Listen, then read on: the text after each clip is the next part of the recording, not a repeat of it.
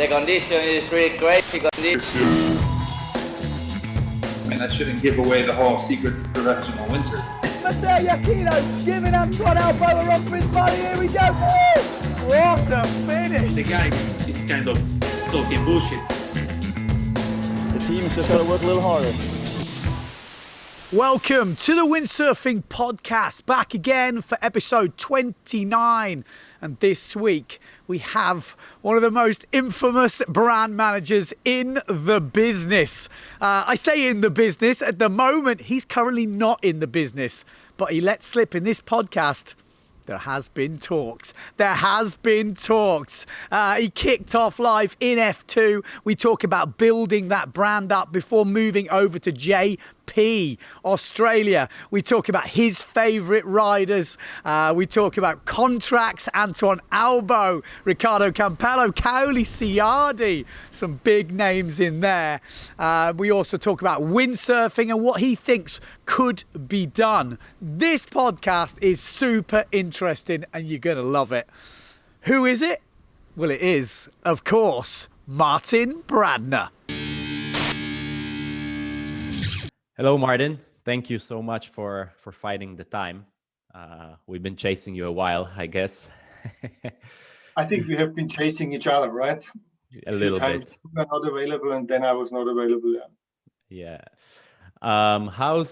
Is it okay to say retirement? How's retirement treating you, or is it more like you're a free agent? You said, we were just chatting before, and you said you're more of a free agent.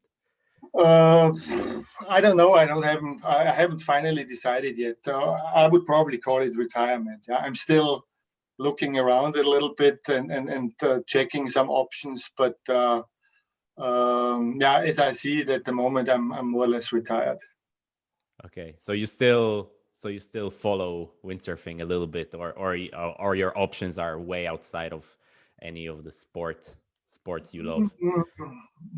Both, but I definitely still follow the windsurfing, because it's still my big passion, and I do it a lot myself, and so I definitely still follow what's happening. And I mean, since there weren't any PWA events this year, there wasn't too much to follow on the competition side.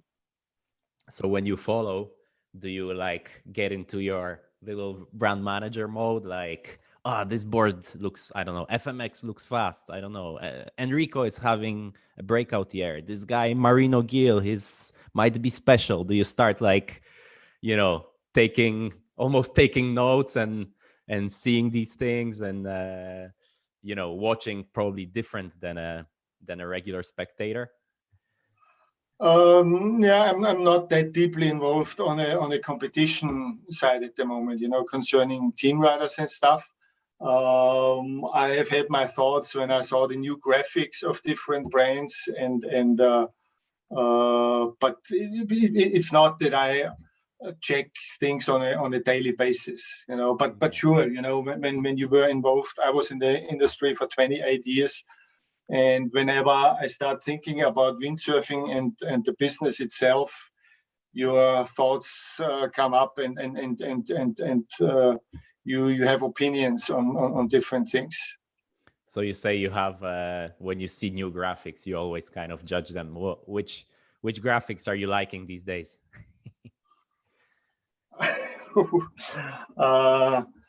One thing was a big surprise to me, the new Fnatic graphics, which are kind of based on 20-year-old graphics.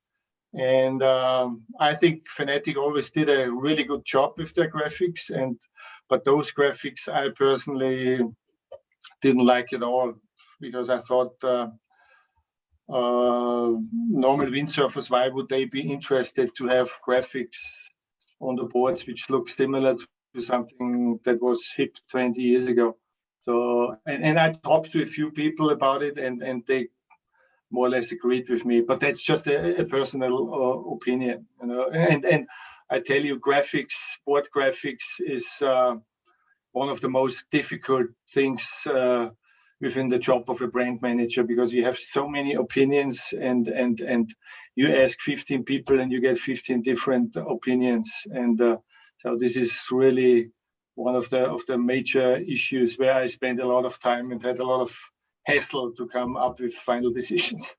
Yeah, definitely very, very personal. Like for me, like that Fanatic, I don't remember the old one, you know. So it's not like I have a flashback or something. So I guess it's totally personal. But so you say you're still, you know, maybe looking around. So let's say like North Sails, as you know, is now coming back. Probably by the time we launch this podcast, they're going to launch their range. So let's say they come and ask you like, hey, come be our brand manager. What would it take for you to do it?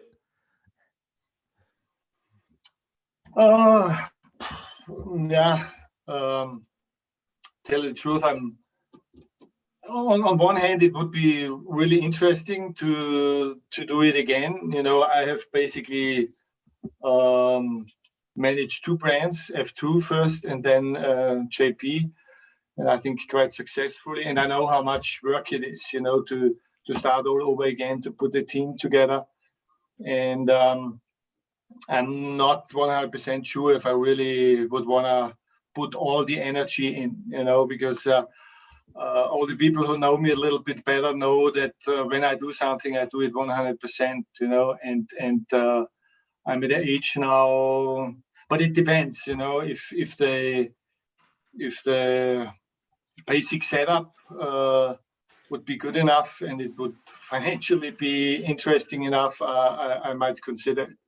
But yeah, let's see, you know, never say never. So who knows? And I've been, you know, as you can imagine, this issue has been around for quite a while, and there have been some talks, and so we will see what's going to happen. Okay, so I hit the nail on the head here. I had no idea. But you did run, as you mentioned, probably two of the biggest windsurfing operations in the past 20 years, 30 years. Not sure if like JP, if you guys were market leaders, I don't know the numbers or whatever, but for sure in terms of the marketing, the team, the whole hoopla around it, it was kind of the biggest. Is it always your way to kind of make it, you know, make everything look like, I mean, that whole operation looked always very, very professional and very, with a lot of, how you call it, with a lot of flair, you know, the team riders were always top guys. The marketing was always like really aggressive and one way or the other way. It was never like, you know, never middle ground. Is that your personality kind of reflecting on the brand?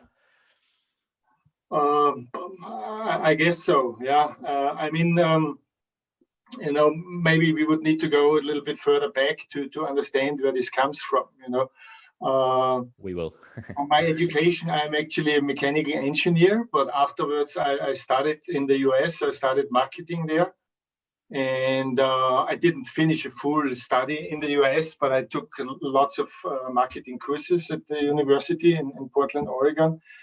And I had a professor who was working at Nike, and that was in 1988, you know. And Nike is also, as you might know, the city, Portland is the city where I lived for a year, is also the city where Nike is located in Beaverton. They have the headquarters, the worldwide headquarters. So I was deeply impressed by this professor, you know, who was working for Nike and about the whole Nike philosophy and everything. And that was basically always my vision, to have a brand very much rider-based and very much image-based. You know, not so technically to go in the marketing in the little technical details. Offer a product which is really good, but build the whole image on team riders and personalities, so that people have personalities to associate with. That was always my goal. That's amazing you mentioned that. And I guess 88 was still before Nike's big boom, or right around, you know, the Michael Jordan, Exactly. Yeah, it was already Michael Jordan being really big, and they had a lot of runners, And I read a book. It's a huge book, 900 pages or something like that, the Nike story, which was written by one of the founders, and that also deeply impressed me, because Nike was founded by runners. It was really a company of runners, and to read that book with all the problems they had, Nike went bankrupt a few times, almost, they were that close, but they always really believed in building a brand on riders, and so that I kind of tried to copy that more or less. Yeah, and also the marketing, I don't know if you have ever been to a Nike town, to the shops, they call their stores Nike town. And when you see those huge black and white posters of all of the athletes, it's just so impressive. And we also went in that direction with lots of black and white lifestyle pictures and stuff like that. That's great you mentioned that, because I always felt that in general American sports are run with that sort of showmanship, with that sort of hoopla that windsurfing, okay, yeah, of course it's a small sport and whatever, but you somehow manage to replicate that. And do you feel like generally European culture is a lot more modest, is a lot less like, about showmanship, while the Americans, everything's a lot bigger and with a lot more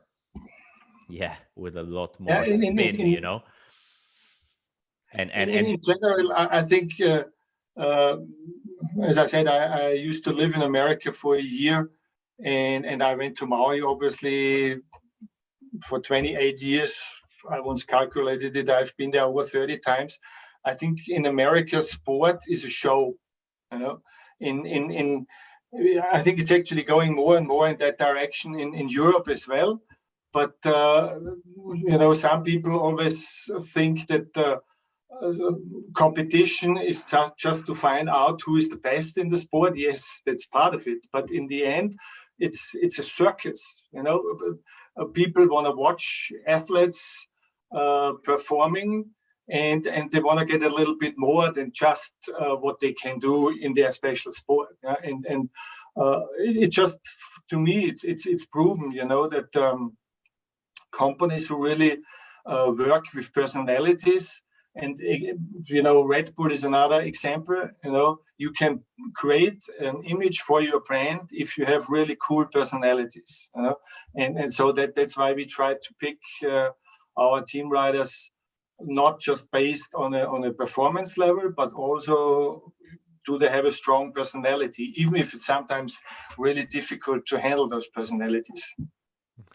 We will get to that definitely. And boy, did you have some names to manage over the years, just to name a few: Dunkerbeck, Polakau, Stone, although Jason, obviously that's a little bit of a different story, but Dunkerbeck, Stone, Campello, Swift, Albeau, Buzianis, just to name a few,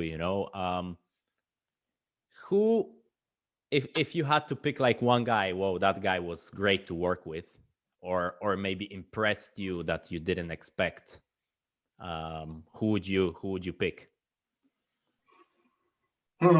Yeah, that's a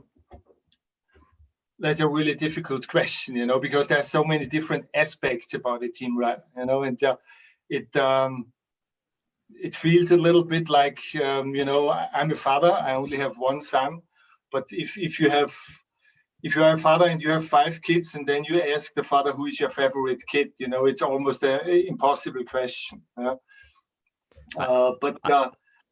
I tried to prepare myself a little bit for this interview, and I kind of saw this question coming. So first of all, I have a question for you. With how many team riders do you think I have been working over those 28 years? Because it was interesting for myself. I had to find out, I didn't know it at the top of my head, so I had to look it up. I think over 100 for sure, because riders, generally maybe back in the day they were staying a bit longer, but of course they, changes happen. So, and you were also at 2 brands. So I came up with 97, so you were pretty close. Yeah. But I personally was surprised. My rough guess was maybe 50, 60. And then I put down all the names and I came up with 97. So you can imagine it's really difficult to choose one out of them as your favorite rider. But, there's different aspects, on one hand, you can look at riders who were really trying their very best to help the brand with the development, to be as professional as possible, to be prepared for the events and help at the photo shoot and stuff like that.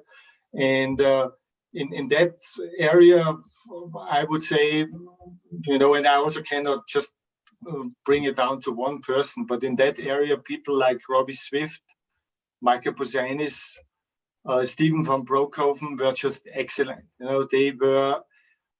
They saw windsurfing as their job, and not as just it's great to get paid to do what I love to do, but they saw it as a job,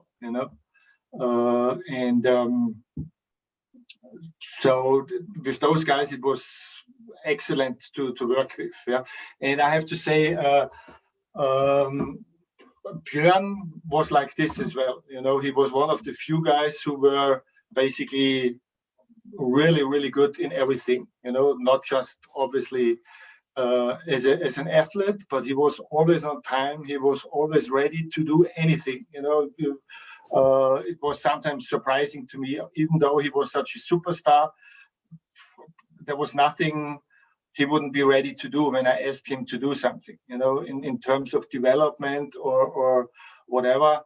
Pictures, I remember we did pictures once for F2 in black and white, lifestyle pictures. We rented an old cabriolet, 60s car, and we did lifestyle pictures in the Sprague's area, and it was super hot sunny day, and he was sitting together with Peter Thommen, I think with Jason and with Josh, black leather seats, and we were taking pictures forever. You would never hear Bjorn complain. Other people would say, let's get on the water. I asked Bjorn to do it, and he did it, no problem. So there's this side of team riders being professional and ready to do their job, more or less. And then there is other team riders with strong and cool personalities. Those are obviously the guys where it's sometimes not that easy to handle them, because they have their own opinion and their own vision of things. And one good example here, for instance, was Kauli. He was probably the coolest guy you can think of. Already when I wanted to put him on the team, as you know, JP was part of Neil Pride, and Kauli was obviously one of the most talented riders, and Jason's career was going in a direction that he didn't want to do all the competitions anymore. And I always wanted to, that was one of my philosophies, I always wanted to have a top international athlete per discipline. Yeah? So, and a real star. Yeah? So we obviously, Kauli came to my mind, and I talked to Neil Pride, and convinced him that we should try to get him on the team for JP and Neil Pride. Yeah? And Kauli was interested, but he made it clear right from the beginning that he wanted to have a certain status on the team and certain salary and everything. And so I thought, okay, we can play that game. And I invited him to come to Hong Kong to have a proper meeting with Neil and myself. So we flew him in, on our cost, and we had a dinner with him. And Neil picked obviously a super nice restaurant in Hong Kong, and we had dinner with him.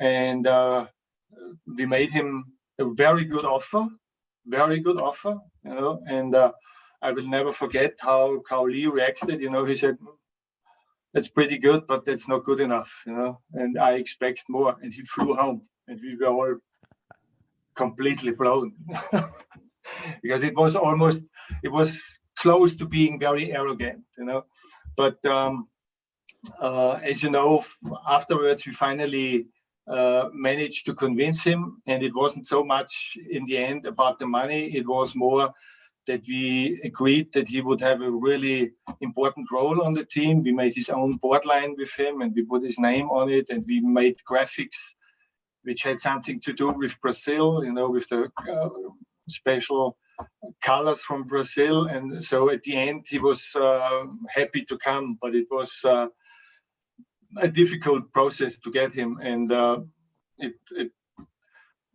this first contact with him already told me how it would be later to work with him because he wasn't the easiest. A super nice guy, super friendly, super nice, but he had his certain ideas about things. And one story you might have heard that before was, for instance, that he resisted to have a mobile phone at the photo shoot. I was so surprised. I'm like, Martin would never agree to that, and then I heard it's actually true. So, but it came to a point, and so it, every morning, how photo shoots work. In the morning, you check the weather forecast, you check the waves, and then you try to make a plan, and then you have a list of all the riders, and okay, I need those guys for this kind of shooting. And you try to inform the people in the morning what you do. And, you have a mobile phone number from everybody and you call the people. But Kauli, I could only call his landline. If he was already out, bad luck, But it came to a point, we had a team shot. I always did at every photo shoot, we did a team shot where we had the whole team together. And I announced that the evening before, just to make sure that everybody knows, And we met in Hokipa, and everybody was there except for Kauli. And, around 20 people waiting, photographer, video guys, drone, everything there. Kauli doesn't come. Then he comes 20 minutes late, and I just couldn't help myself. I had to explode a little bit, and I told him, "This is ridiculous, Kauli." And he said, "Martin, chill out, tranquilo, we have plenty of time, there's no waves." And I said, "Kauli, that's totally respectless, all the other guys here wait. I have other things to do than just the team shot, so this is impossible." And I had enough with this mobile phone thing, you get a mobile phone now. And he started arguing about it. And then I said, okay, we do 2 team shots, one with Kauli and one without Kauli. And Kauli, we talk afterwards. If you don't get a mobile phone, you're off the team. I don't care about contracts, anything, you're off the team. And then he was quiet. The next day he had a mobile phone, and the thing was resolved. But I have to admit, I let this thing drag on for 2 or 3 years. I should have stopped it much earlier. That's amazing. Yeah, that was one of my questions. Like, where do you know where the line is? Because obviously the most talented, the guys that it comes to the easiest, like Kauli or like Ricardo, also there's a South American factor to it, right? But Kauli was always counting on the South American factor to be accepted. Yeah, there's this thing where maybe Bjorn doesn't really count into this, but the more talented the guy and the easier it came, the more he's going to use his privileges. It's the superstar thing. The more of a star he is, the more, so where is the line? Where do you draw the line of like, okay, we can accept this guy for who he is because he brings us results, he brings us coverage, he brings us this, he brings us that. And I know that for you personally, it might have been a little bit of a struggle because you're a super organized guy, and then these guys, they're a little bit, a little bit more freestyly, let's say. So where do you draw that line? yeah, there is no official line, or never was for me. You have to handle it case by case. For instance, Ricardo. I think all the inside people know lots of stories with Ricardo. But I think you also always have to understand the background, where people come from, not just the cultural background or the country where they come from, also the upbringing of people. Ricardo basically is a single kid with who never really had a father. He lived and grew up only with his mother in Eliake, and you could just feel that. He never had a father in his background who kicked his butt when it was time to set certain guidelines. Yeah, but on the other hand, he was super talented, and most of the time he was also a nice guy, and at the end of the day, he would do what we wanted him to do. And I also always, with Ricardo, felt almost a little bit guilty because we brought him on tour so early. He was actually too young, to go on tour already. And picture yourself being 15, and he came to Austria for a World Cup. I helped to get a wild card for him because several people told me that there is this super talented guy from Eliake. It was actually not just Ricardo, it was also Diony Godinho. They both came to Austria for this first freestyle World Cup. I basically purposely tried to help that, to get to meet them, to see them. And then I invited them to come for the photo shoot to Maui, pretty soon after that. And and then he started doing the tour. So he was traveling all by himself. It was actually kind of funny because I had a girl in the office, Miki Sabre, and she was almost Ricardo's mother because she would do all the bookings for him, the flight bookings and everything, because he was at that time he wasn't as good on computers and stuff like that, and he was a kid, more or less.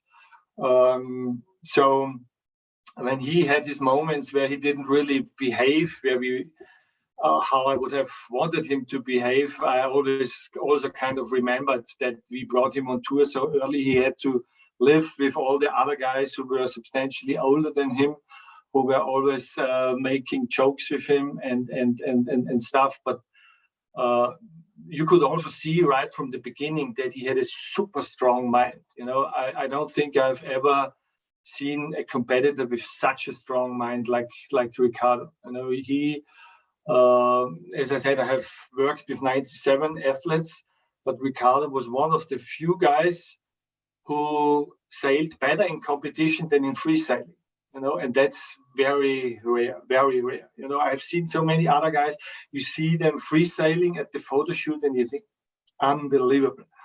And Ricardo, if he was in a good mood at the photo shoot, he would also sail unbelievable, but at competition, he could always turn it up a little bit more, because he wanted to win so badly.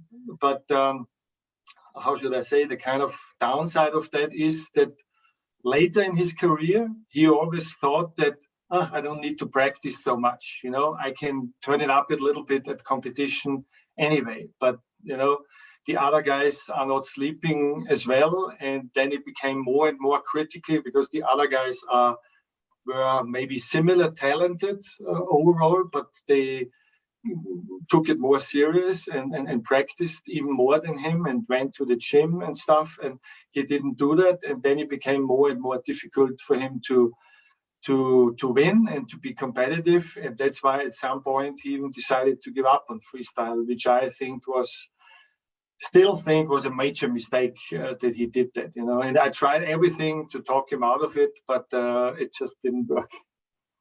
Yeah, your guys' relationship, it's stuff of legends already, like all the I'm not gonna ride a thruster from that to you trying to kind of almost force him to stay doing freestyle and that reflecting on his on his contracts when he decided to do waves, all the way to a breakup, let's call it, because such a long relationship is not really, never ends, perfectly smoothly. Is there a point where you're like, okay, the guy is not getting me the results that he changed his disciplines, and you were not a big fan of him doing waves, that like everybody knows that. I think that's I have a feeling that even Ricardo still misunderstands that, maybe back then I wasn't able to make myself clear enough. First of all, Ricardo in general for me is one of the most talented windsurfers overall I've ever seen. I'm 100% sure if Ricardo would have been as focused as Bjorn, and there would have been an overall world champion, Ricardo could have been overall world champion, because he's just so talented. He could win. He could have won slaloms, course racing. He won tons of freestyle events, and he could win wave events or be in the very top in waves. Yeah? But what I always told him is, Ricardo, you are a superstar in freestyle. If you stop freestyle and you go to wave, I don't want to say you're a nobody, but you're not a star in waves yet. There is Kauli, and there is Jason, and there is Goya or whoever, Mussolini and Robbie Swift and all those other guys who focus on waves for years. It's gonna, I was always convinced that Ricardo could win the wave title, but it's gonna take a few years. And what do you do as a sponsor in those years where he is 10th, 15th, 20th? Pay him the same amount that you paid him as a freestyle superstar, 3 times world champion? Difficult, right? Really difficult. So what I asked him to do is do both. Continue doing freestyle and do waves. And he wasn't really willing to do that. And also for waves, I told him, Ricardo, if you want to beat Philip Köster, what do you think you need to do? He said, yeah, I go there 2 weeks before the event. And I said, Ricardo, the guy sails there all winter. How do you want to beat him? He's obviously also super talented. So if you want to beat Philip Köster in Gran Canaria, maybe you should spend 1 or 2 winters there. No, Martin, I became a professional windsurfer because I want to do what I like to do. And I don't like sailing in Poso for 3 months. So it was difficult, and then, as you said before, where you draw the line, but tell you the truth, I think at the end Ricardo decided himself to leave. I would have kept him, but it's always obviously a financial game, and Ricardo, he also had this thing that he always thought he was totally underpaid, but he had this friend, I don't know if you know, he has a friend who works for one of the big soccer teams in Spain, I think, and he always for Real told Madrid, me, yeah, those guys make millions. And I said, yeah, Ricardo, believe me, I would love to pay, because as I said before, I really believe in team riders, having riders to build a brand, but we just don't have the money, so I asked him, I don't know how many times, that he needs to find outside sponsorship. As a windsurfer, you cannot just rely on what the equipment sponsor can pay you. So he always thought he was underpaid, and there's actually another good story with him. In 2009, the first big economy crisis hit the world, more or less, with the real estate bubble in the US. And I remember I always tried to finalize all the team rider contracts in October, November. And with Ricardo, we again had a battle. He just wanted more and more. And I told him, this is what I can offer you, Ricardo. I'm sorry. I cannot offer you more than that. It's just, we don't have the money, and the only option would be to fire 3 other people to be able to keep that. And sorry, but I'm not willing to do that. That was already when he was not doing freestyle anymore, And then I flew to South Africa to the German surf magazine test week that we always had there, where the whole industry was invited. And then basically the real estate bubble in the US burst, and the stock exchange market went down like crazy. And I had Skype conference with Neil and the CFO in Hong Kong, and they told me, Martin, you have to radically cut the budget for next year, And I said, yeah, but most riders, and the area where you can, one of the few areas as a brand manager where you can cut cost is team riders, as radically as it might sound, but you cannot have a website, you cannot have no brochure, or at least at those times it was not possible. You can save a little bit here and there, but the biggest area where you could save some money was team riders. So here I was, and I said, all the contracts which I signed already, I will honor. There is no way that I go back to someone and say, I'm sorry, I just signed your contract last week, but now things have changed. But there was Ricardo, who didn't have a contract yet because we couldn't agree on it. So I told Ricardo, I'm really sorry, but I can offer you a contract again now, but it's, I don't remember, it was a lot less to what I originally offered him. And he completely freaked. And his mother called me, she never ever did that, but she called me and said, Martin, you cannot do that. Ricardo has been with you forever. And I said, yeah, but he had been playing this poker game forever, and this is all I can, this is also, as a manager, you have a responsibility. You cannot let your brand go down just because you want to be nice with everybody. That just doesn't work. At the end, he stayed. He agreed, quite radically reduced contract, but that's one of the examples where you see that as a rider, you can also overdo it.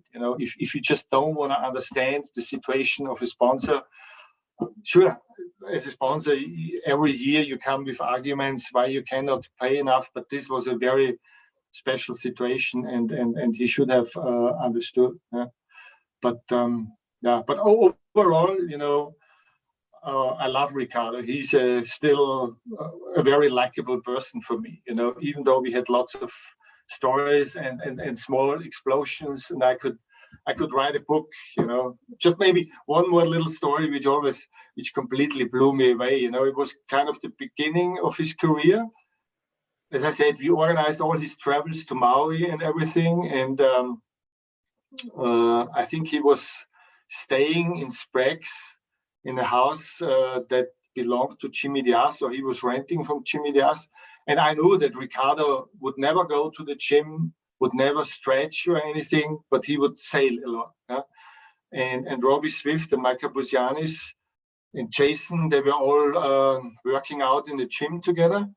And I told Ricardo, I think it would make a lot of sense for you if you also go to the gym, And I offered him to pay for the gym, For the MPG program with Scott Sanchez, which is not exactly some gym membership. It's a few $1,000s a month program. Yeah, we would have gotten a special deal because quite a few of our riders were already there. So it wasn't huge money. Yeah, but it was money.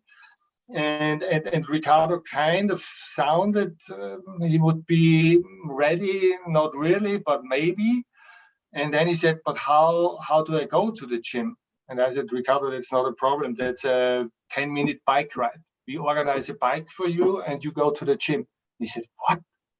I'm not going to ride a bike to the gym. And that's how he ended. He was not willing to go to the gym because he would have needed to ride a bike for 10 minutes to go to the gym. So sometimes you really thought, what do you feel? What do you feel inside when you hear that, or when you hear, Martin, I don't ride thrusters? What goes inside you when you do that? Do you expect it? Do you just explode? Most of the time I was speechless, and the interesting thing was that his argument would always be that he cannot perform to his maximum standard if he doesn't use the board that he would like to use in Hookkeeper, you know. And I said, Ricardo, on the picture, you know, you might see that most people don't see it, but you're here to promote a product. So you have to sell that, you know. And the problem is that at a photo shoot, you know, you have 10 people standing around you who want directions, you know, which board should I use, which sail should I use, what should we do, you know, and then you have a photographer, you have a drone pilot, you have a video crew, and they all want you to make decisions, and then you have a guy who is not willing to use the product that you want him to use. And sometimes I just, I think maybe... I think the main reason was that Ricardo just didn't see it as a job, you know. But I have a feeling that the stories that I hear he had with other sponsors afterwards, that he might have changed his mind a little bit on those things, you know. And but now when I think about it, I have to laugh. Back then, when I was in the situation, I was sometimes ready to explode. Yeah, he admits openly that you were always fair, and maybe you know, you guys had your arguments, but in the end, like he admits what you say, that actually he thought he had it bad, but actually it wasn't so bad. But how do you, because you mentioned something interesting with Ricardo, that there would be this transition period where maybe the results wouldn't be there, but he's still Ricardo Campello, he's still, you know, a freestyle legend, he's still a very likable person, etc. How do you evaluate a rider to decide what kind of money he should be offered, what kind of budget? Because it sounds like different people have different approaches, right? Results are obviously important, but there is a personality thing, there is a media thing, there is a likability, there is a development thing, there is just so many aspects. And Robbie Nash described that if he could quantify sharing the stoke, that's what he would pay riders for, but since he cannot quantify it, you know, then so did you come up with some sort of algorithm how to actually quantify riders' input? I never came up with a formula, you know, even though I'm a guy who would tend to do that, but it's just, you always have to do it case by case, you know. It depends on there's so many factors, you know. If it's a new rider who you want to bring on the team, it's already a totally different situation than if you have a team rider already on the team. And I actually, except for a few cases like with Kauli, we always try to pick people up really young, you know. That's why already when I was at F2, we tried to do a lot of things for new people in the sport. We organized the Super 8 races at F2, and which I did actually. Yeah, really? You did it as well? Okay. Yeah, in Grisau when I was like 10 years old or something. And okay. Swifty won that one. Swifty won that one, and I think. Exactly. I just wanted to mention. So we actually found a few people right there, and some people kind of started their career there. You know, Robbie Swift, Kevin Mavison, and several other riders. You know, and so if we saw someone, then we tried to put them on a national sponsorship first, and then watch them a little bit and see how they develop, and then put them on the team. But how do you decide? What do you offer someone? It's a mixture of all that. You know, you cannot, you know, just fix it on one of all those different issues that you have. You know. And we hardly ever had someone who is really, really good in competition, but is unusable for everything else, you know. But you know, if you look at it, it's the same in many other sports, you know. And there's so many different personalities. And if you look at tennis, for instance, you know, Do they pay Roger Federer more because he is such a legend and has won so much, or do they pay him more because he's such a nice personality? You know, Yeah, but from there, one example strikes to mind, like Andre Agassi. Yeah. I'm pretty sure he made same or more money than Pete Sampras did, even though his results were not even close. I mean, of course, he was winning on his day and whatever, but the personality factor came in at an incredible value, right? Yeah. I mean, personalities certainly have a value, and it was always really important for me to have people with personalities. And yes, you tend to pay people with personalities maybe slightly more, you know, because they just get more attention. You know, you might not always like it because they do things to get the attention, and sometimes those things are not all positive. But at the end, as I said, it's a circus, you know, and if you would only have really boring guys who just totally focus on their sport and have no glamour and glory around them, then and it wouldn't fit for the sport of windsurfing, you know. But just on the stoke, as Robbie Nash said it, I think the guys are all super stoked windsurfers. Otherwise, you wouldn't do it, you know.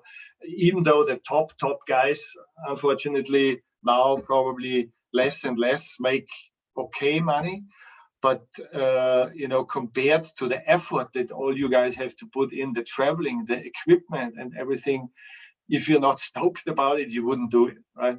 I mean, if you're a talented athlete, you would probably go somewhere else. So I'm sure that all the guys who are professional windsurfers, they are totally stoked about it.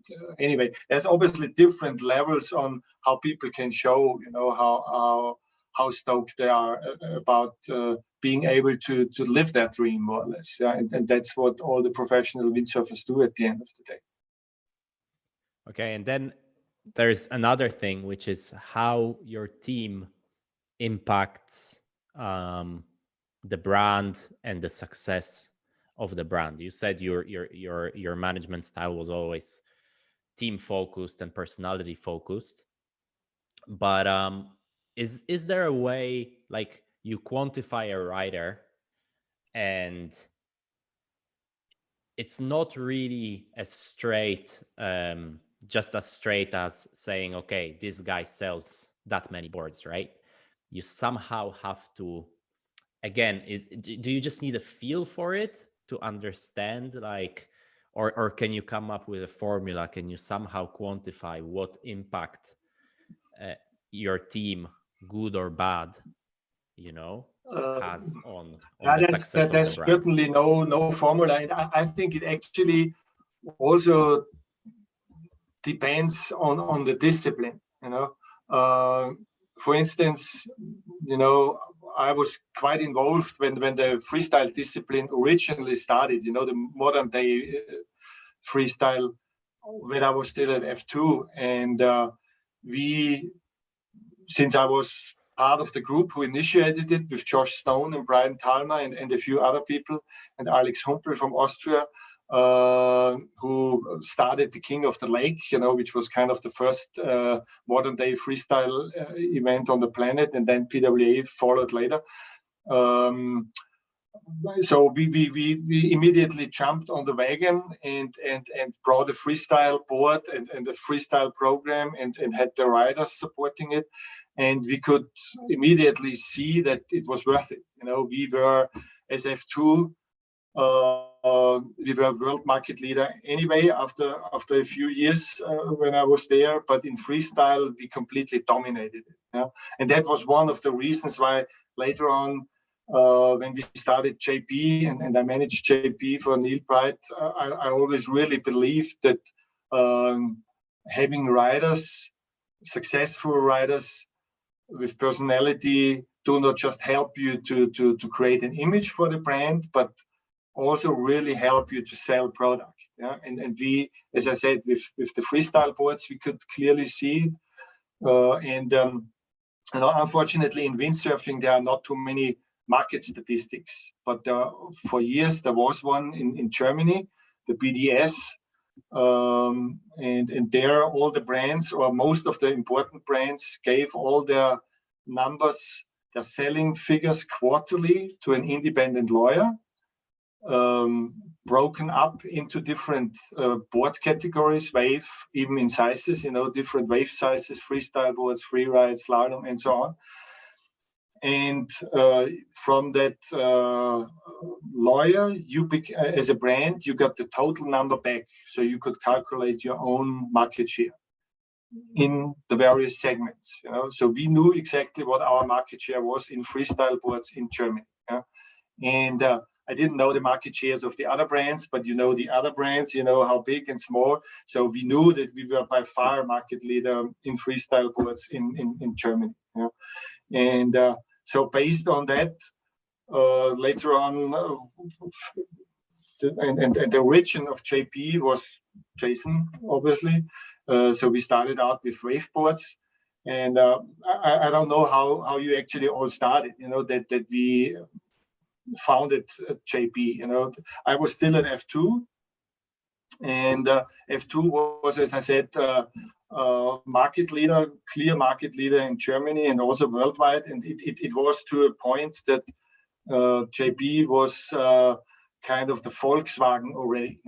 So many people owned the JP that it wasn't that, F2, that it wasn't that cool anymore to have an F2 because so many other people had one as well. And so coincidentally, Jason's contract, who was an F2 rider, ran out. And so we thought, we discussed it with Nick, with Jason's father and Jason, and thought, well, what can we do? Should we renew the F2 contract, or could we do something else? And then Nick and Jason came up with that they would create their own brand, or we together would create JP as a new brand, and we would sign a license agreement. And that's what we did, because we saw that in the hardcore wave segment as F2, we couldn't really get into that.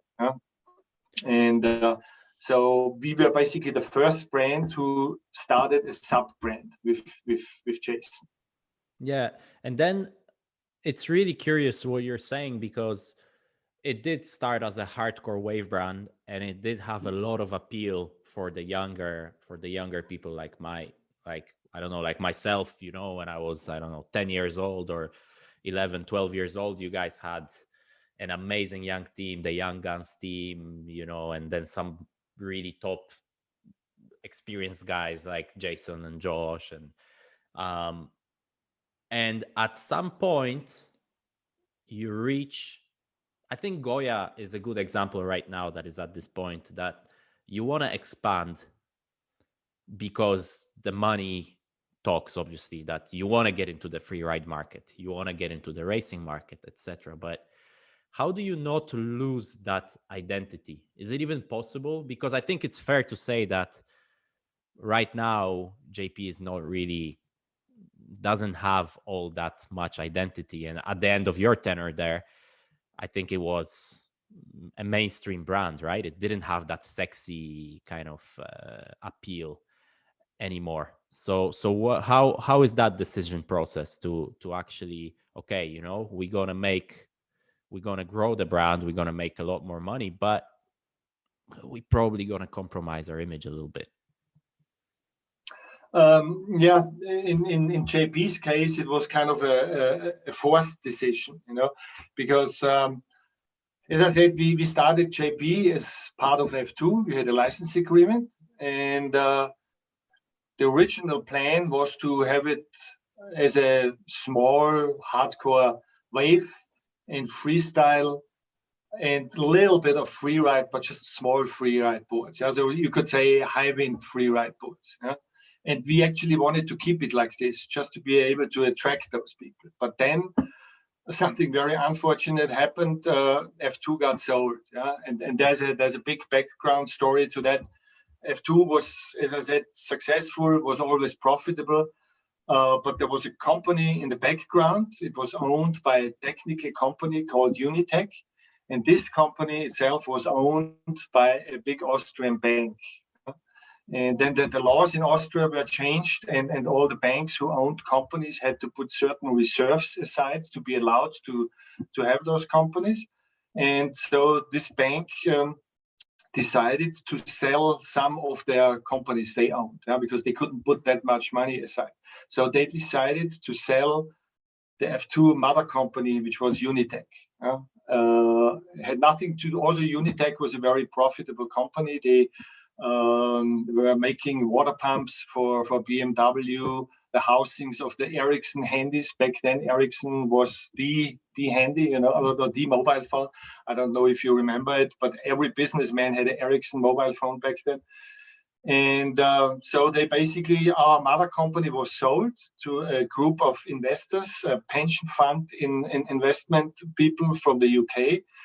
And they bought this company because of its portfolio of technical products.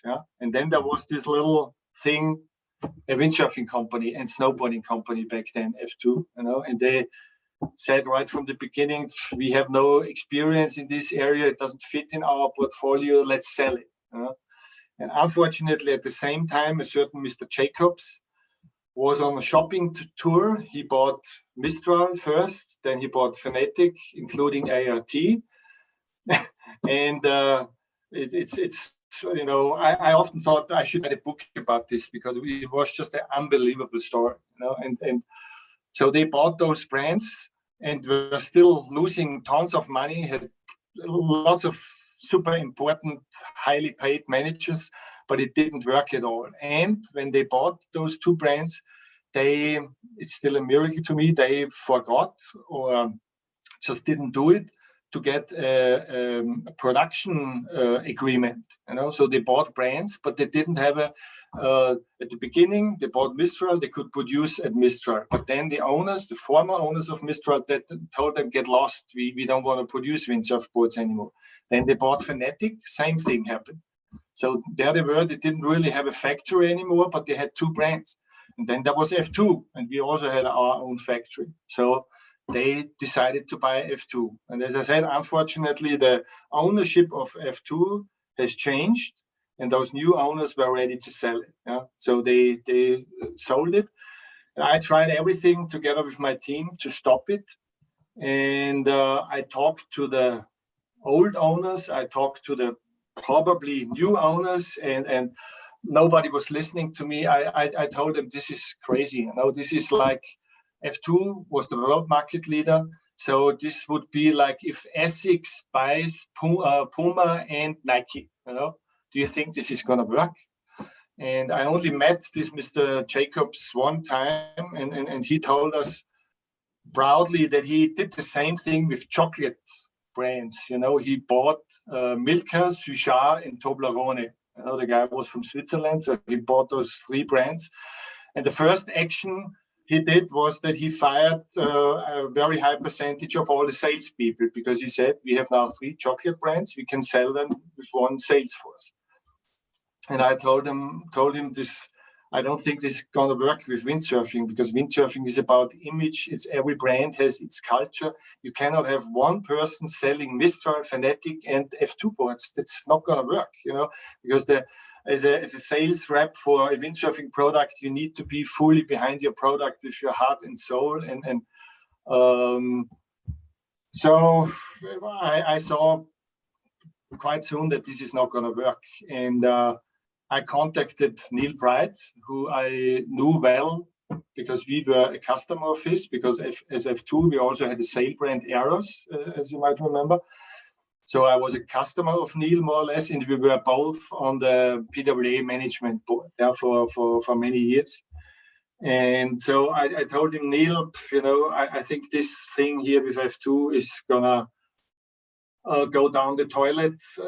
I heard that you are considering to maybe have a board brand so that you can sell the full package between boards and sales.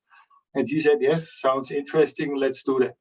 And to make the long story short, I actually just received a really good new contract with F2 for 4 years, the best contract I ever had.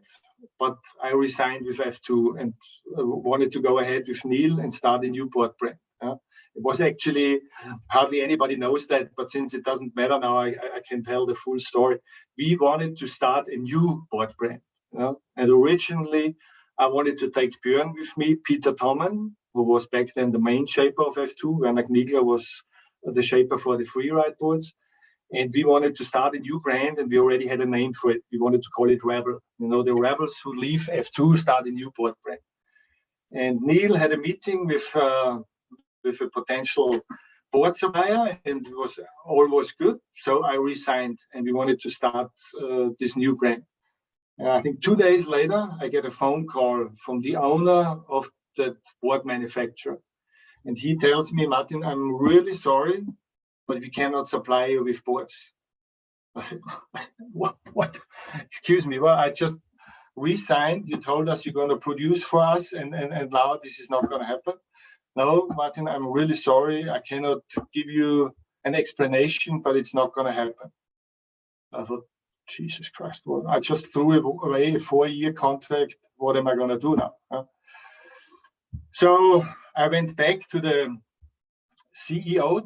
The sales of, or the selling of F2 didn't happen yet. Yes? So it was still the CEO of the former mother company of F2. I went back to him and told him, you know what, it might sound stupid, but I would like to take my resignation back if you are willing to accept. And he reached into his drawer and said, here it is, Martin. Let's forget about it. He tore it apart and threw it away. Again, I couldn't believe it. No, okay, let's start all over. So I stayed, and but we had more meetings with the Jacobs people and with the F2 and with the Mistral and Fanatic people, and it just was clear that this is not going to work. It was the people in the background had absolutely no idea about sporting goods and especially not windsurfing. So, and then something, probably the most lucky thing in my life happened, or coincidentally was up, because the license agreement with Jason expired. So JP was up for someone to have a license, and the management, then the sale of F2 was already through, and the new management of the new owners were negotiating with Nick, with Jason's father. And they obviously treated him quite bad, offered him a really shitty amount of money, at least in his opinion. So he came to me and said, Martin, I know, because we had a really close relationship. He knew that I wanted to leave, and that we had those plans, and that I had to cancel them again. So he said, Martin, what if we do something with you? What if Neil buys it and you run JP? I said, sounds very interesting. Let me talk to Neil. And I talked to Neil, and Neil said, that's a very good idea. But he said, Martin, this is legally a little bit on the edge for you now. If you're working for F2 and they are actually trying to extend the license agreement or make a new license agreement, so you stay out of it. I try to buy the brand if I can. And Neil wanted to buy it. He didn't want to do a license agreement. I'll talk to Nick and Jason, and as soon as I have the brand, I give you a call, and then we work something out. And that's what happened, more or less. Yeah. There were a few pretty funny stories in between. For instance, I had to meet, as an F2 representative, I had to meet with Nick, pretending that I want to buy JB for F2, but I already knew that that's not what I want. And at the end, Neil bought the brand, and then I flew to Hong Kong. We had a meeting, and the rest is history, or how do they say? And then we started the brand, and now I'm coming back to your question. So JP was now the board brand of Neil Pride, of the Neil Pride Limited worldwide distribution network. And obviously, JP couldn't stay just a hardcore wave, freestyle, and small freeride board brands. Yeah? So we we gradually increased the product range and still tried. That's why we hired Kauli and that's why we took Josh Stone with us and lots of other riders. We tried to keep the hardcore image as good as possible, but as you say, I mentioned before that for me, Nike was always a role model. Yeah? But if you talk to hardcore marathon runners, there's not too many who use Nikes. Yeah?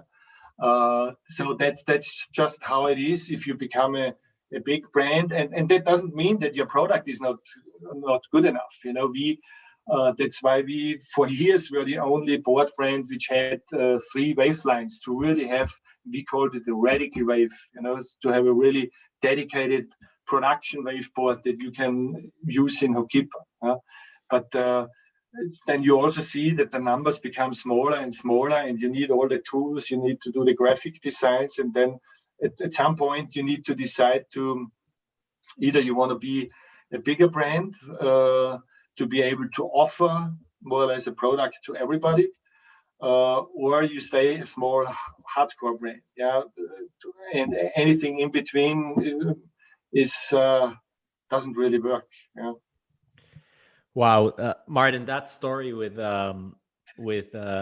Jacobs and with what later became Boards and More and F2 and your involvement, and I mean, if that book ever gets sold, I can promote it for free. If that book ever gets written, I can definitely. I'm not sure if that would be.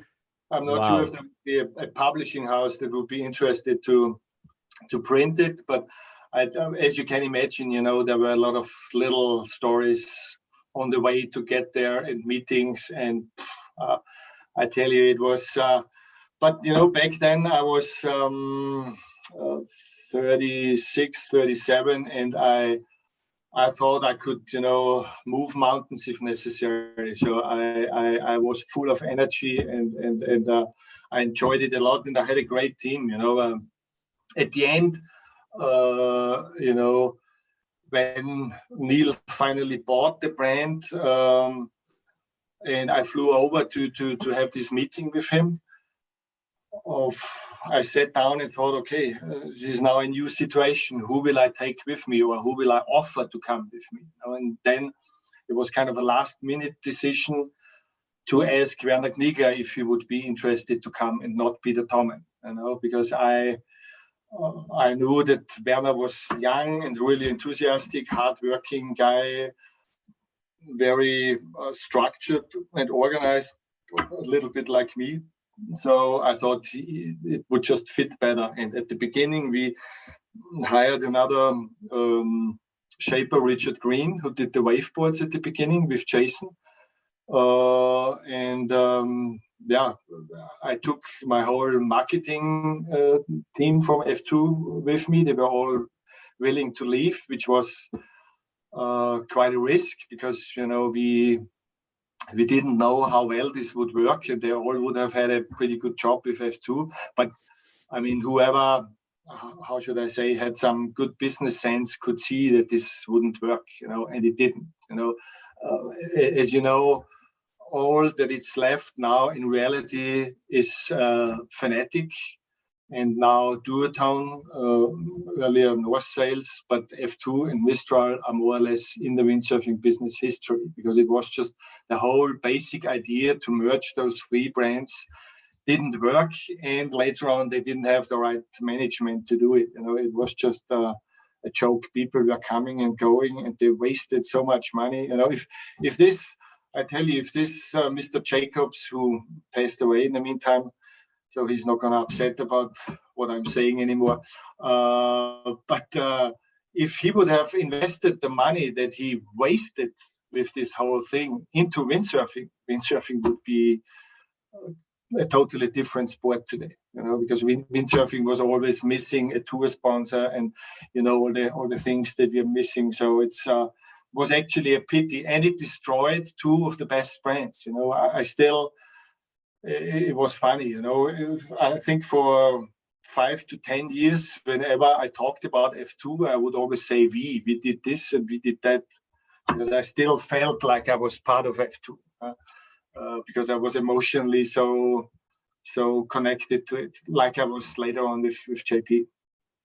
Yeah, that whole story with the negotiations and with it being legally kind of on the edge, like, sounds like you're a bit of a, Ricardo Campello of management, maybe at that point. Yeah, but it was quite strategically planned, and I didn't do anything completely crazy, but I had to fly to Hong Kong, and it's legally on the edge if you take people with you. If you leave a company and you take people with you, but they all made their own decision, and I didn't talk anybody into something.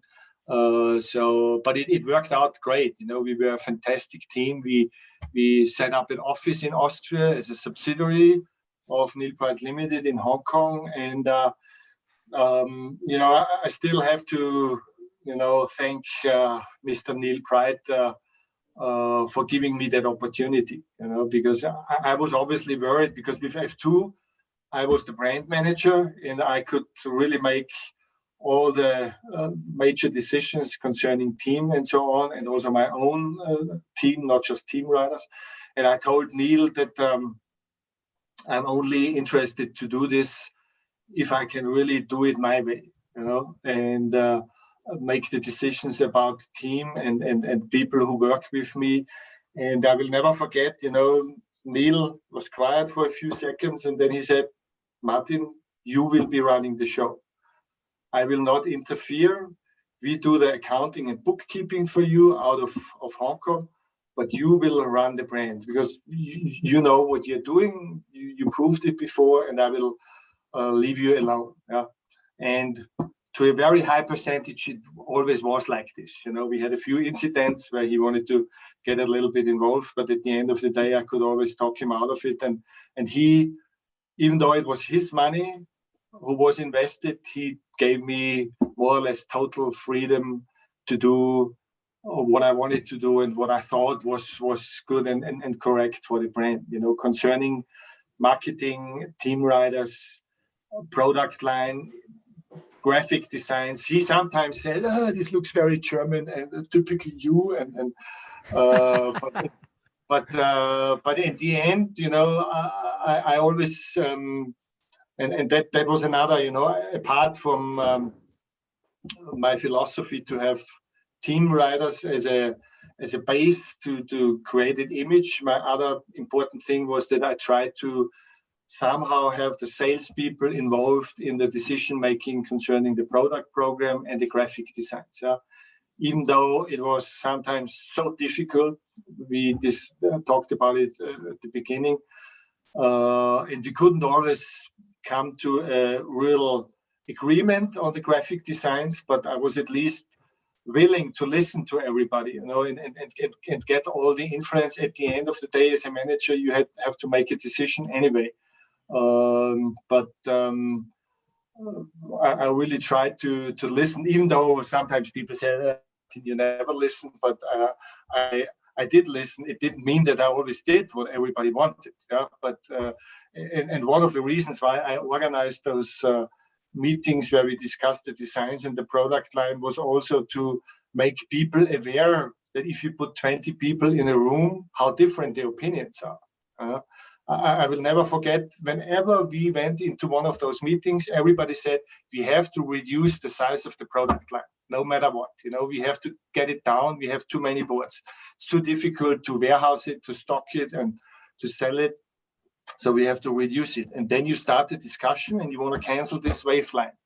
Then the French people, because they have a big French market, they say, no, that doesn't work. But we can cancel the freestyle line or the small freestyle board, because freestyle is not important in France. And then they realize that you might think there's one windsurfing market, but it's not. The US is completely different. Germany and France are very different. Italy is different. And the countries which have no ocean, like Austria, are different again. So I purposely held those meetings to make them aware how difficult it is for me to make a decision. Yeah, that sounds, yeah. but then you kind of going back to like 2000, you start this new brand. You're at the helm of something new, and you set goals, of course. For I was actually we started in 1997, correct? In 2000, Neil bought it. Yeah. Correct. Yeah. So you're running the show as he said, and you have to set goals. And how do you define brand's success? Because what comes to mind is boards sold, revenue, maybe world titles if you're into the competitive stuff. How do you, because it's the Excel sheet doesn't always tell the truth, does it?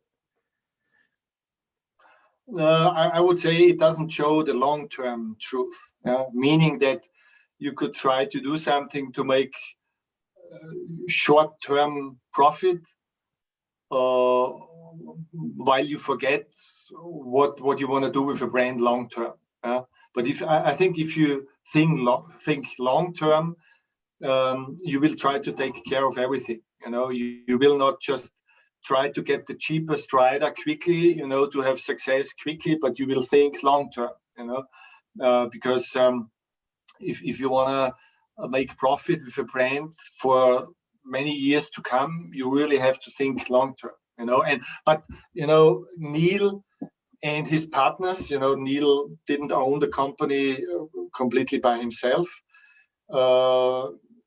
They were investors, and even though they had a passion for the sport, or especially Neil had a passion for the sport, he would tell you when you ask him this question, what's counting here is the bottom line. Bottom line means profit. But he would say, let's try to have some fun on the way to get there. It also for Neil, it was important to have a cool brand, because he wanted to be proud of where he had his money invested. So he was not like one of those guys who only do it for profit. He also agreed with me that if we do it, we need to do it right, and we want to do it long term, and we also want to have a cool brand. For instance, it was never an issue for him to be a cheap brand, and that I told him that also from the beginning, that's not my philosophy. I never wanted to be one of the cheap brands that sells thousands. That could be another goal, that you say you want to be world market leader no matter what and make good profit through that. I was never interested in that because it could also work only short term, because then someone comes along who is even cheaper than you because he can reduce his overheads even more and he undercuts you with prices. And what do you do then? And I was actually always very proud to be able to sell our products for a reasonable price. I don't know if you know that the German surf magazine, they always did a questionnaire with their readers. In the early days, they did it every year, then they did it every second year, and they would ask people specific questions, which board brands they bought last, which brand they plan to buy, how much they spent per board for it. And I worked closely with the guy who did this study or questionnaire afterwards when he was getting the results. And it was really interesting. You could learn so much from it, and we knew that JP customers on average were willing to spend quite substantially more than other customers. And what was especially a selling argument also for us, especially with windsurfing rental places, was also that consumers were willing to pay more for a used JP board than for other boards. So when we sold the boards to a windsurfing rental place, they knew that they would get around 100 euros more for a JP board than for several competition boards. And that you can only achieve if you have a high image. If you have a cheap image with a few team riders here and there, and who are obviously not happy because, windsurfing is such a small sport and there's a lot of talk going on. And now with the new media, it's even worse. I think people develop a feel if team riders really associate themselves with a brand, or if they just say, okay, I couldn't get anything else, so I ride for them. Yeah. So back to team riders, I'm not sure if you're going to want to answer this, but what is the biggest contract you've signed with a team rider? Let's say for JP, because for F2, it's obviously going to be Bjorn, but for JP. I don't think it would be wise to give you any numbers. Yeah, but it's I want to give you another maybe interesting story. For instance, Bjorn. Bjorn made good money and was, I can't prove it, but I'm pretty sure concerning his equipment sponsorship, probably the best paid rider back in the day. Yeah, but believe it or not, from the amount of money that he made by the end of the year, 50% of it was a bonus to win the overall title. And he was willing to take that risk. Without winning the overall title, his income, I think there were other people who made more money if he wouldn't have won the overall title. But he was willing to take that risk. And that's why he... when I started working for F2, we didn't talk much about that yet, but one of the first things, because I was pretty young, was that I went to Gran Canaria to visit Bjorn, to get to meet him. Yeah? And only later on, I found out how far ahead he was back then of everybody else concerning his preparation. I tell you, the guy, he was a full-on professional. He would go course racing or he would go surfing in the morning. Yeah, not windsurfing, surfing. Then he would go course racing. Then he would ride his mountain bike. Then he would go slalom sailing. He was practicing and working out 8 hours a day. He was, and he already had his gym at home. He was working out at home, and he was and. He actually, I think he was very smart because he made sure that people didn't know too much about how professionally he provides himself. And he also, have you ever heard that Bjorn was injured or had any problems? Never, ever. He would never talk about it. I remember him, I have spent probably 28 years on the beach in Fuerte, and in the early years, I remember that already back then, Bjorn had some substantial problems, pain here and there, but he would never, ever talk about it because he thought if the other guys know, they will try to take advantage of it. So he was really super talented, but also way more prepared than anybody else back then. The interesting thing is that now, probably all the slalom guys or racers like you are at a similar level from the preparation. Windsurfing has become so more professional than it used to be. Some people say it takes the fun out of it, but again, brings me back to that argument. It's a circus, and at the end you have to put on a show, and long term. It's clear, because if like someone like Bjorn is better than everybody else, the other guys will try to keep up, and that way it becomes more and more and more professional. Unfortunately, nowadays the money is not there anymore. That was there back then, and especially from outside sponsors. If you think about Bjorn, he had Hugo Boss, he had Blaupunkt, he had Toyota, he had Peter Stuyvesant, he had Red Bull, and he had F2. But he had all those other brands, and I'm sure combined, he made way more money with those other brands than he made with F2. And that's unfortunately not the case anymore. Couple points there. I think the preparation stuff, and it makes it almost more exciting to watch because nowadays people follow you on social media. And I don't know, we're here in Tenerife right now, training, and every day I get questions. Hey, who's going fast? Who's this? Who's that? So like we're in January and people are already excited about the tour that's going to start in April, in May. And about the outside sponsors, and like, do you think it's possible to build the sport back up? Not where it used to be, because it used to be the only water sport or the only kind of action sport that was in the mainstream, but you know, like, do you see from a managerial side, like, some stuff that are obvious to you that you would do if you were the PWA or if you were the sport in general? You've been on the PWA management board for many years, so I guess you've fought those battles. Yeah, that's a really difficult question. I think windsurfing will never be where it used to be in the 80s, you know, where it was super cool to drive around in Munich and have a windsurfing board on your roof rack. Where it was, as you mentioned, we always said windsurfing was the mother of all fun sports. You know, back then there was not even skateboarding around, really. There was no mountain biking. There was obviously no kiting. In Europe, there was basically no surfing, you know.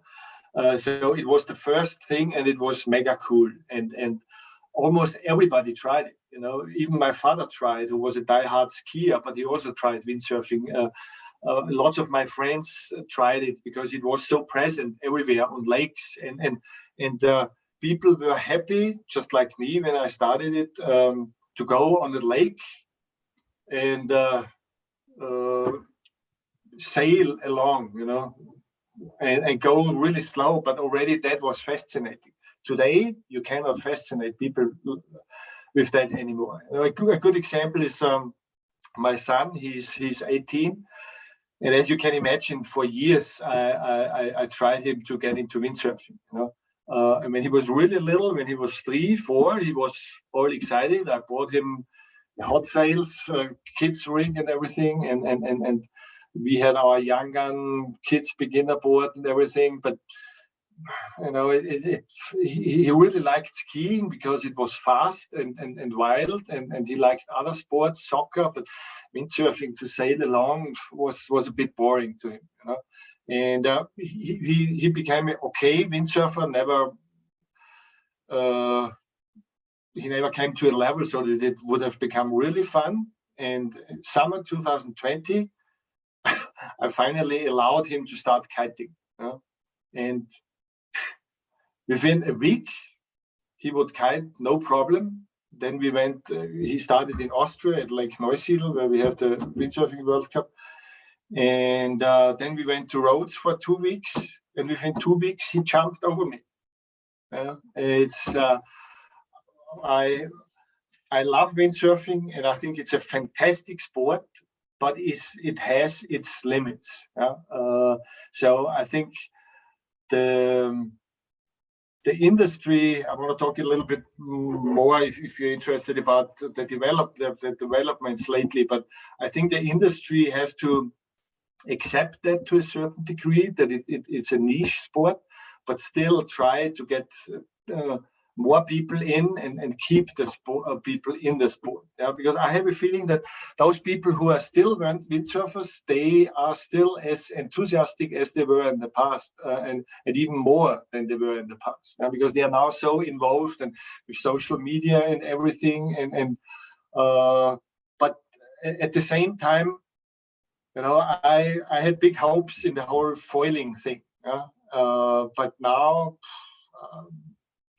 I mean, we could do an extra interview for that because that's a discussion for hours. But, you know, I think that windsurfing, or the industry, I should probably say, made several times the mistake to make the sport too radical, you know, for normal people, so that it is a mass sport. You know, to give you an example, when I was at F2, I don't know if you already realized that back then, or were in windsurfing, we had the Sputnik slalom boards. Back then, the Berlin Wall came down, and Russia was a topic. You know, with the so we called our slalom boards Sputnik. You know, like the first rocket that the Russians sent up. And we had a Sputnik 270, which was a high wind slalom board. And since we had Bjorn, again, proof that riders help you to sell product, we sold so many Sputniks, you cannot believe. 270. Yeah, I forgot, he was 270 long. You know, there is no board that long anymore on the market. I don't remember how wide it was, maybe 50. But the board was fast, but really difficult to jump. for normal people, and but we sold hundreds every year just of this one model for 2 or 3 years. But looking back now, it was a mistake to promote this board and tell everybody you're gonna have fun, you're gonna go really fast. Back then we bought a radar gun and did events where people could measure their speed and everything. But at the end of the day, 50% of the people who bought that board couldn't handle it, and they hated it. They couldn't drive it, and some of them maybe gave up on windsurfing. And that's just one example. Later on, other brands came with super wide boards, and the magazine hyped them because there was finally something new, because there was not much development for a while. But then those boards again were too radical, and I now see the same with foiling. My big hope was that it would be really cool and trendy to have a foil board, a foil, and a 6.2, and get planning in really light wind, and have some fun in winds where you would now, or in the old days, need an 8.2, which hardly anybody owns. But from what I see now, and that was already before I left JP, you could see that it's now people are again racing on 10 square meter sails with huge foils, huge boards, and I wouldn't dare to step on such a board because I would probably kill myself trying to jibe it. So I don't have the final answer and solution to it, but I think what the industry and the riders always need to keep in the back of their mind is, does what we do attract the normal windsurfer, and do we not go too extreme and maybe even chase people off? Because they, when I see people in roads or somewhere and they are working on their jibe, and then they see someone flying by on a huge sail with foil equipment, and then they try foiling once and all they do is catapult, and then they think, I better forget about it. So I know it's difficult to have the competition on a high level, but I think it's very important that the connection to the normal people doesn't get lost. My example was always, like we talked about Roger Federer before, when I watch him playing tennis, obviously his speed is much higher and he's much quicker, but it looks similar to what a normal tennis player could do. And in windsurfing, I know that it's the same in many other sports. Everything is going extreme. But I think that the problem of windsurfing now is that it's split up in so many things. And now with the foiling, and now with the wing foiling, there's even more areas, and both are actually aiming at the top of the windsurfing population, the advanced people. And while if we don't want the sport to die, we need more people coming from the bottom. So as I said, it feels sometimes like the industry wants, and you were a piece of it, so maybe you will elaborate, but it feels like a lot of the times the industry wants to get a bigger piece of the pie rather than making the pie bigger. You know what I mean? Like so many moves just to counter, just to get, a bigger market share or whatever, but the market is kind of small, as you say, maybe partly because of that reason. So is there any stories that you had that, like some competition, some really, really hardcore competition between the brands, and because, you hear stories here and there, so maybe you can share something. Maybe you can give me a little lead in or what you mean, but I can imagine. I think you're right, and I see especially a problem that several brands, and I'm thinking especially about one brand, tries to create their own niche always, create something new. Yeah, to give you an I think example. we're talking about. Excuse me? We're talking about Starboard, correct? Like maybe. But I think Sven Rasmussen will love that. But Formula, for instance, the form just to look back again. If you look at Formula, or I want to look even further back, because I was in the industry for so long. So when Bjorn was at his peak, slalom was full on custom. Everybody would race some custom boards, And apart from Bjorn's talent and ability and preparation, he also had an advantage on the equipment, no question. And this slalom discipline was dying. At the end, we had one event, I forgot where it was, with so few competitors that we said we have to do something. And then I actually came up with I wrote a proposal to the management board to go to production boards, for slalom, and to limit it to 3 slalom boards. I don't remember how many sales, 5 or 6 sales. And that completely changed the game, and it brought a lot of people back in. Some people hated me for it. I know, like Anders Bringdahl and other people who had their custom board thing, and other people they were set up with custom boards, and it prepared a good position for them, because it was really difficult for young people to come in. But with production boards, it opened it up. And we didn't have, at that time, we didn't have course racing, it was only slalom. And then a certain group of people came up with the idea to do Formula, to re-energize or restart the course racing idea. And Formula started, and then the width of the boards became bigger and bigger. And as we said before, as JP, we wanted to become a brand which basically offers more or less everything where there is a demand. And so Neil and myself went to a meeting in Düsseldorf at the boat show, where there was a discussion again about Formula boards.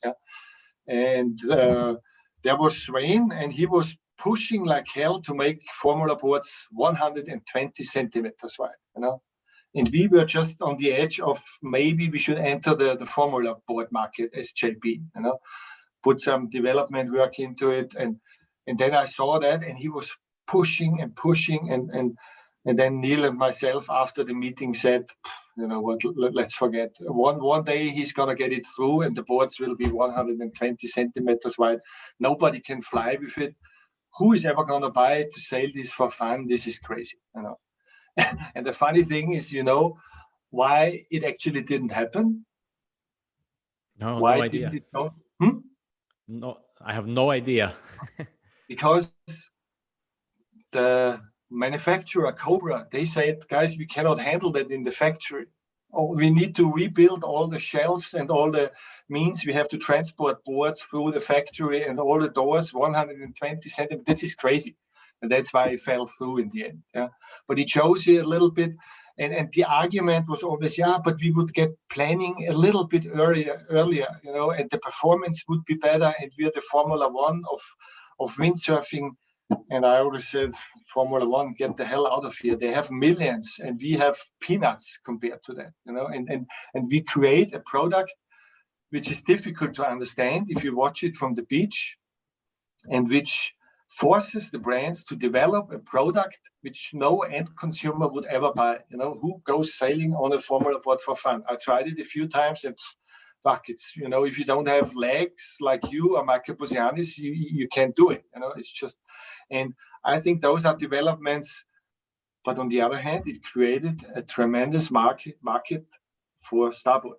They sold thousands, but was it good for the sport? I don't know. I still have my doubts. At some point, we decided, because it stayed at 100 centimeters and 5 millimeters, which is also a bit weird, but we also decided to enter the Formula market, and we had some success, sold boards, but I was never really fully behind the idea and the product. It's obviously just one opinion, but but as you said, I think one of the problems is for sure that the brands all look around what they could do to sell more and maybe create market niches for themselves, instead of trying to bring the whole sport up. You know? Yeah, but I think the formula thing, it kind of bridged. You needed something new, new type of racing, and then out of that came the new slalom with the 85 wide, right? Which I think is the best product that we have until today. I mean, most brands, their most sold board is a slalom board. So what did you say? The most sold board is a slalom board? For Fanatic right now, for Starboard, I don't know at JP. I don't know what Taboo. Probably the identity of the brand matters as well. If the brand is more of a, I'm afraid you're completely wrong on this. I'm sure at Fanatic and at Starboard, the medium slalom board is the most sold board, but it's one individual board, maybe, but the whole slalom board line compared to, in our case, the Excite Ride line at JP, there's not even a comparison. And I mean, I don't have the figures today, but as I said, I always had the figures of Germany, and the freestyle market in Germany was way bigger than the slalom market in Germany ever was. So, in our case, it was always a medium-sized freeride board, which was the best-selling board. And we surprisingly, it's a bit complicated because we had lots of board shapes in 3 different technologies. If you combine the 3 different technologies, then it was always a freeride board, around 120 liter, which was the best-selling board. But if you look just at one board in one technology, our freestyle boards did really well. We sold hundreds of freestyle boards in the good days. And which I think just points to the identity of the brand being. Sure. We were never one of the absolutely leading slalom brands, no question. Even when we had Antoine, that was one of the areas where it didn't work that well. We hired Antoine. He won, I think, 2 titles on JP boards, and still the numbers didn't explode.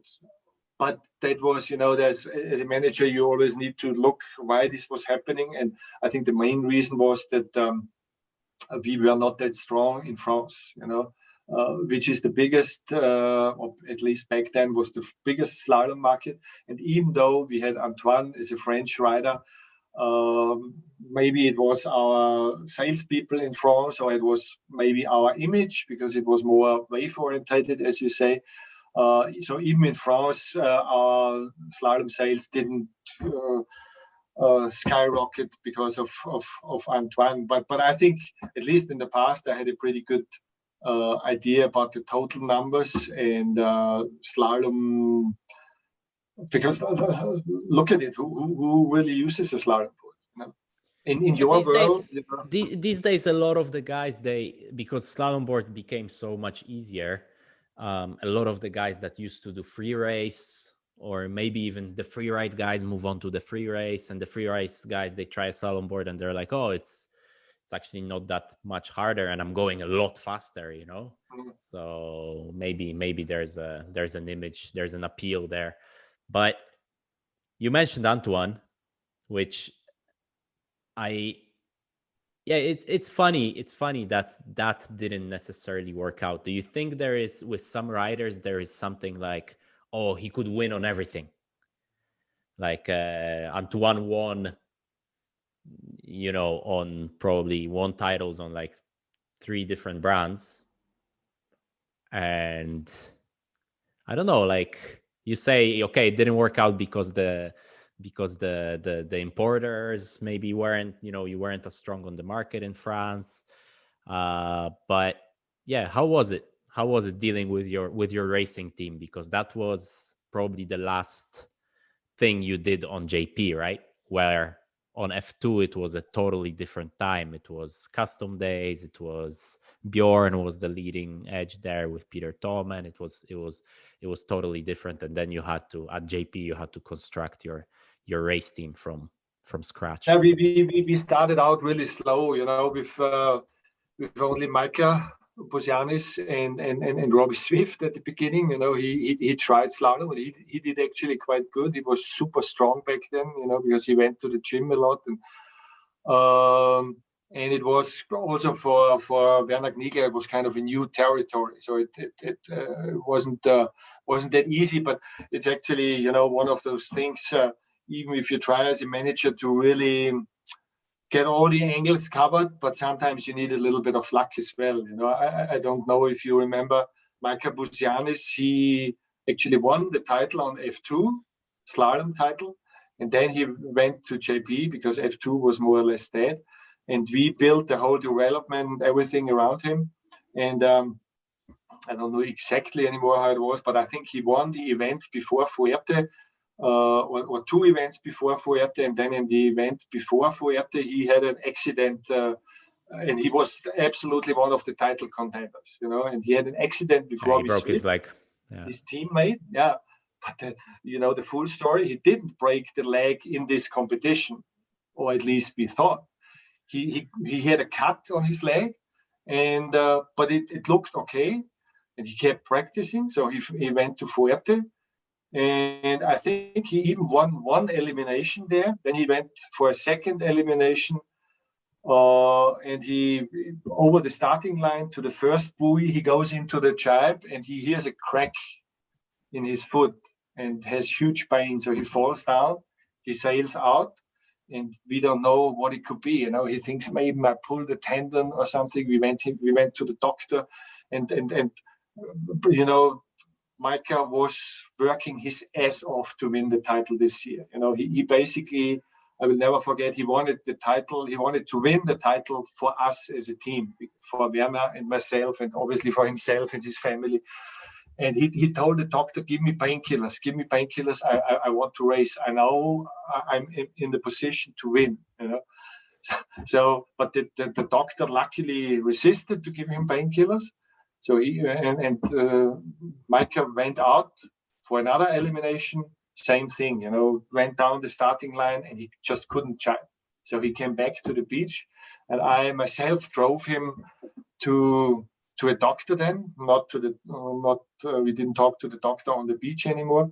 And then they did the X-ray and he had a broken leg. So he was sailing with a broken leg. And that was it for this season. And, if he wouldn't have had a broken leg, there would have been a very good chance for him to win the title on brand new JP boards, and it would have been a completely different story. And unfortunately, afterwards, he still tried everything, but he didn't come into that position anymore. He did well, and he was still a very respected rider. But the problem is also that's a point that we didn't discuss before. When you choose a rider, I always try to have an international star and to have national heroes. And some people like Kauli, a national hero in Brazil, doesn't do you any good, because there's hardly any market. And same for the US. The US market is so small. But we thought Micah would be the man. And since he didn't have that absolute top breakthrough, later on we hired Antoine. And that was just, they had very different riding styles, and back then at the end, I decided to have even two slalom lines. We had one slalom line for the super powerful, strong guys and one for the not so huge guys. And Micah was pretty big, but he had the more or less easier boards, and Antoine had the boards for the really strong and tough guys. But I still don't know what went wrong, but Antoine was going a little bit in circles and wanted the boards more radical and more powerful. And at the end, he couldn't ride the boards hardly himself anymore. And so it's actually also interesting to see, how some people, you give them a product and they do really well with it, and you give other people a product and they keep fiddling around and changing this and changing that and changing this and changing that, and at the end they end nowhere. And it might have been better for them just to live what they have and win on it. Or tweak and finally get somewhere. I mean, it's really interesting because a lot of the times your best rider isn't necessarily your best development guy, because exactly. That's what I was trying. best rider, he's fast with almost everything, or he thinks that he wants something. But this is another huge subject, the development of the gear.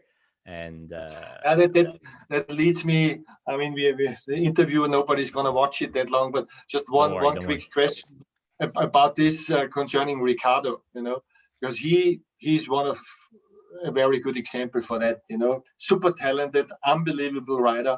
And when he came to Maui when he was 15, Josh Stone back then was the world champion, and Ricardo easily matched Josh, on the water. And you could see he was a tiny, skinny guy, but you could really see that he was working with the sail and with the wind and not against it, while other guys, they pushed the sail through, and he was so smooth. But for product development, forgive me, Ricardo, but he was useless. I remember, for me, one of the best stories was also later on with waveboards. He would call Werner Kniegler, and tell him, Werner, could you maybe make me a list of all the waveboards you made for me, and rough the technical data and what the difference is between those boards? Because he was completely lost. He told Werner, I want a waveboard that works like this, but is 5 centimeters wider for whatever reason. He didn't really know. He just wanted to try it.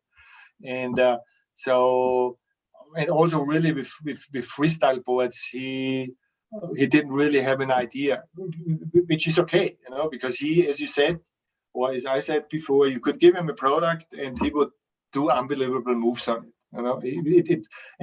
It would have just messed up his mind, because then he might have thought, if I would change this would work a little bit better. But then there's other people like Stephen van Broekhoven, who from a personality and a rider to work with was just absolutely fantastic. He could give you detailed input on the freestyle boards. But he was, it's for me, this is maybe the part that I miss the most working with riders, because you have all those different personalities, and it's almost a psychological issue already. You have those people like Ricardo when he was young, and you had the feeling that he thought to himself, I'm going to win anyway. It doesn't matter. I go out there and just blow everybody off the water.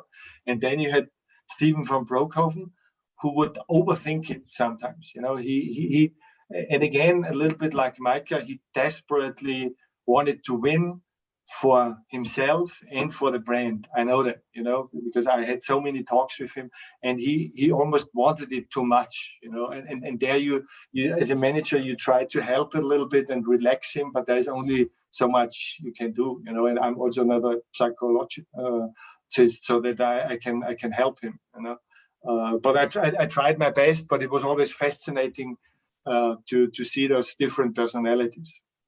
And it's funny that each of those personalities in a given set of circumstances will work, correct? Yeah. I mean, yeah. Antoine is another totally, Antoine and Bjorn, they're very different, right? But they're probably the two most dominant. With Antoine, did you have that feeling that he had this unbelievable confidence that he's going to win no matter what? Because sometimes I feel sometimes he gets into a mood where you see him, Yeah, it's actually a very interesting question, because I think it changed a lot over his career.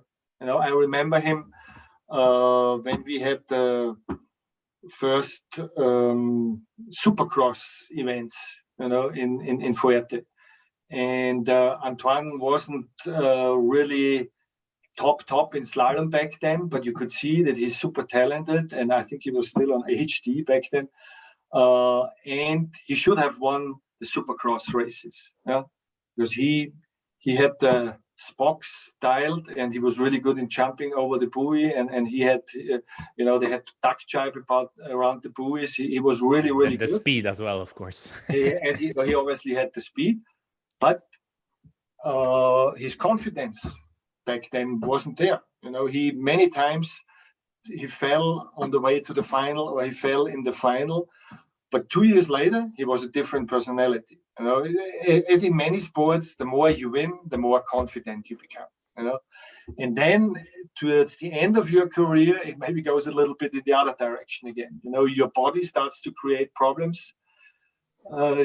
This is hurting and that is hurting, and you went through so many, in his case, development people, board shapers, and tried everything, and I just think in the career of every athlete, it's super important to find the right time to say it's enough. And what was the same for Bjorn? Bjorn was hanging in there, but in his high times, Antoine, tell you the truth, in slalom, I think he was even more dominating than Bjorn. I remember in Fuerte they had 12 slalom eliminations, and Antoine won 10. And he would basically win every single slalom. And it was just unbelievable.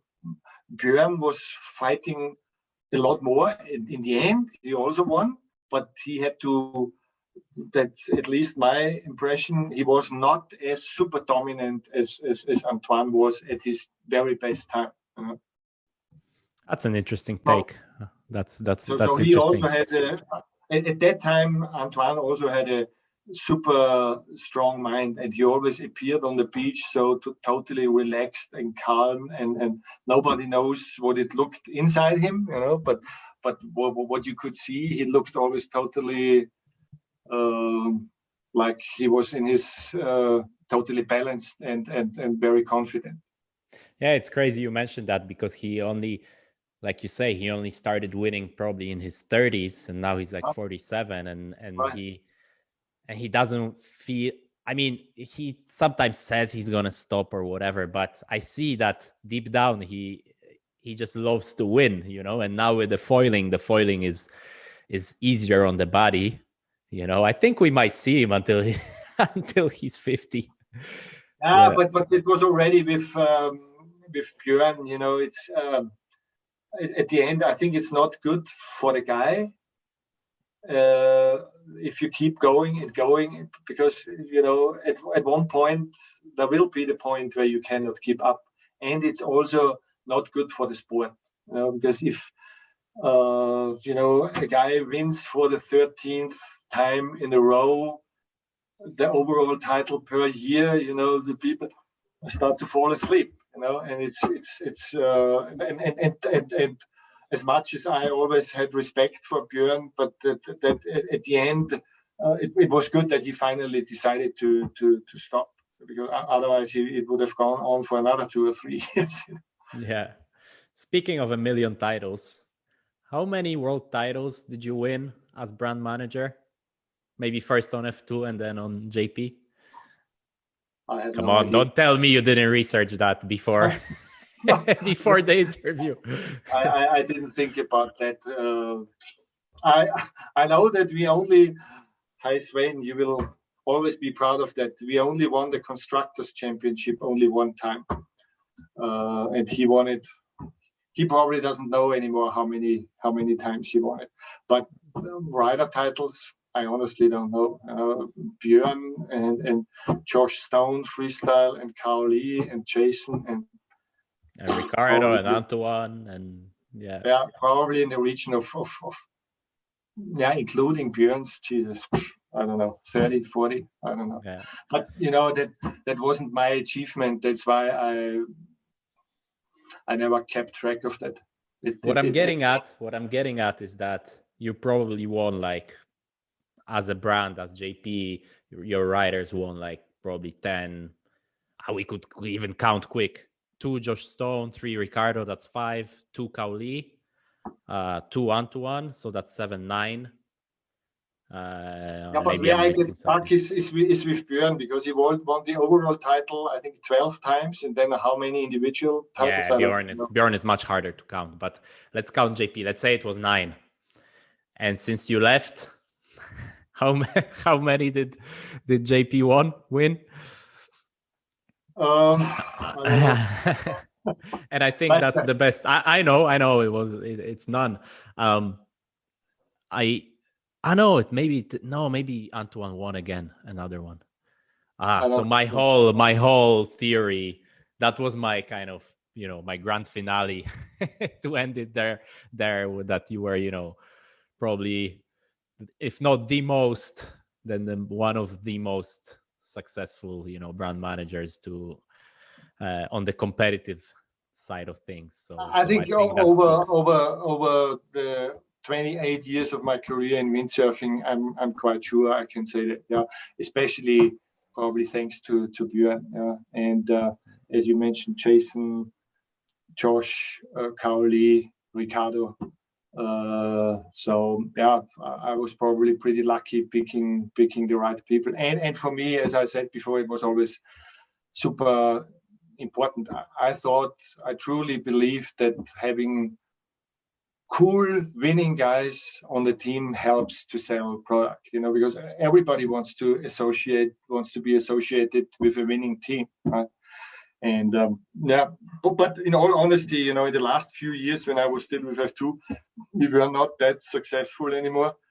And what's happening there now is a different story anyway. From what I hear, quite a few of the riders are leaving for whatever reason, and I just heard that also the graphic designer, who was a big part of the success over all those years, who did the board graphics, the design, not the shape, and the brochure and everything, and basically created the design language of the brand, is now not working for JP anymore, and it didn't have a very nice ending. So we'll see what's going to happen there. It happens. That's life. I'm gonna let you go very soon. We just have this one last section of like quick fire questions that we ask everybody. Not for that. Let's see. So question number one: what are your pet peeves?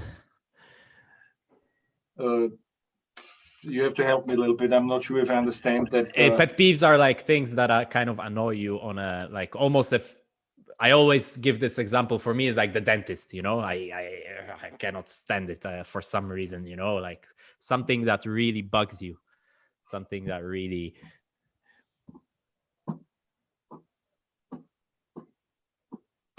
Difficult one. To give you a name, he had to fly back to Florida now. This Trump guy, he completely annoyed me.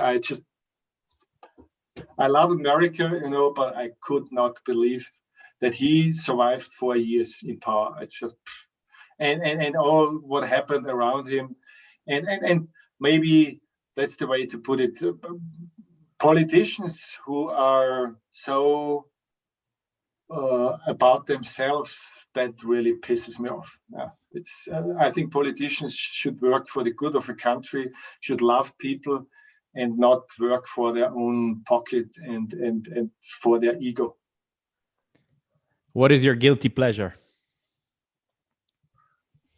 So here you mean what I'm guilty of, or what I'm? Yeah, like like you're a super fit, organized guy, but you love a beer, or you love I don't know, to eat chocolate until you whatever, things like this.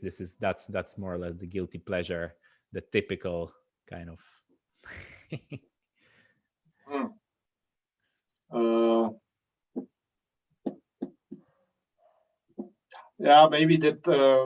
Maybe two things. One thing is that when I work out, that I sometimes overdo it. I just can't help myself, and then I get back problems again. And the other one is that when I'm under the influence of alcohol, I tend to smoke. That's not a good idea. No, your top 5 windsurfers of all time.